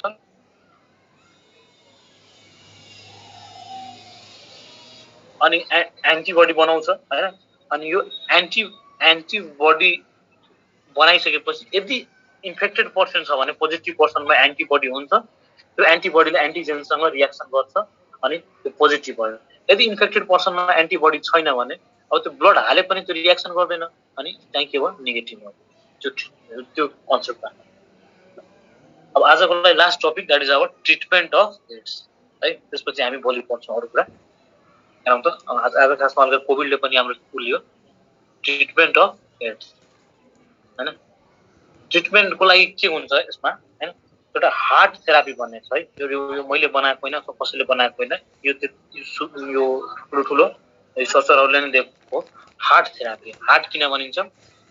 हाइली है ए फर एक्टिभ अनि अर्को थेरापी एन्टी होइन रेट्रोभाइरल थेरापी भन्दा पनि ट्रिटमेन्ट जे भन्दा पनि भयो होइन। भनेपछि के कुरामा फोकस गर्दो रहेछ? एन्टी रेट्रोभाइरल है। जुन त्यसको रेट्रोभाइरल जुन त्यसको प्रोपर्टी थियो हामीले सुरुमै भनेका थियौँ, त्यो रेट्रोभाइरल प्रोपर्टीलाई डिस्ट्रोय गर्ने, त्यो रेट्रोभाइरल प्रोपर्टीको एगेन्स्टमा वर्क गर्ने ड्रग्स भयो हाम्रो हार्ट है, एन्टी रेट्रोभाइरल थेरापी। यसमा के पर्छ त? हाम्रो भुडाइनहरू पनि यसमा पर्छ, सिटोभुडाइन है, ल्यामोभिडाइन होइन, त्यसपछि स्याक्विनाभिर-गुड होइन, त्यसपछि नेभिरापिन होइन। यस्तो कुराहरू हाम्रो यो के भयो? एन्टी रेट्रोभाइरल ड्रग्स भयो है। जुन चाहिँ यो जुन अघि रेट्रोभाइरल प्रोपर्टी थियो नि भाइरसको, त्यसको एगेन्स्टमा वर्क गर्ने होइन। अहिलेसम्म आएको नै यति नै हो एड्सको लागि बनिएको। यो जसो गरेर त्यो रेट्रोभाइरललाई चाहिँ रोक्ने प्रयास गरिन्छ, त उसमा रोक्दा अरू धेरै प्रोलिफरेट गरिसकेका हुन्छ। त्यसले गर्दा चाहिँ एज अ होलसम्मै त्यो डिजिजलाई हामी ट्रिट गर्न सकेका छैनौँ होइन। कम अफेक्ट गर्न सक्यो, कम इफेक्टिभ बनाउन सकेका छौँ सो द्याट अलिक मान्छे चाहिँ लङ टर्मसम्म चाहिँ माथि। This was all about for today होइन। यसको लागि अथवा प्रोफाइलिक्समा यसमा चाहिँ कुन ड्रग युज गरिन्छ? प्रोफाइलेक्सिसको रूपमा तपाईँले जुन ड्रग्स पनि दिँदा भयो।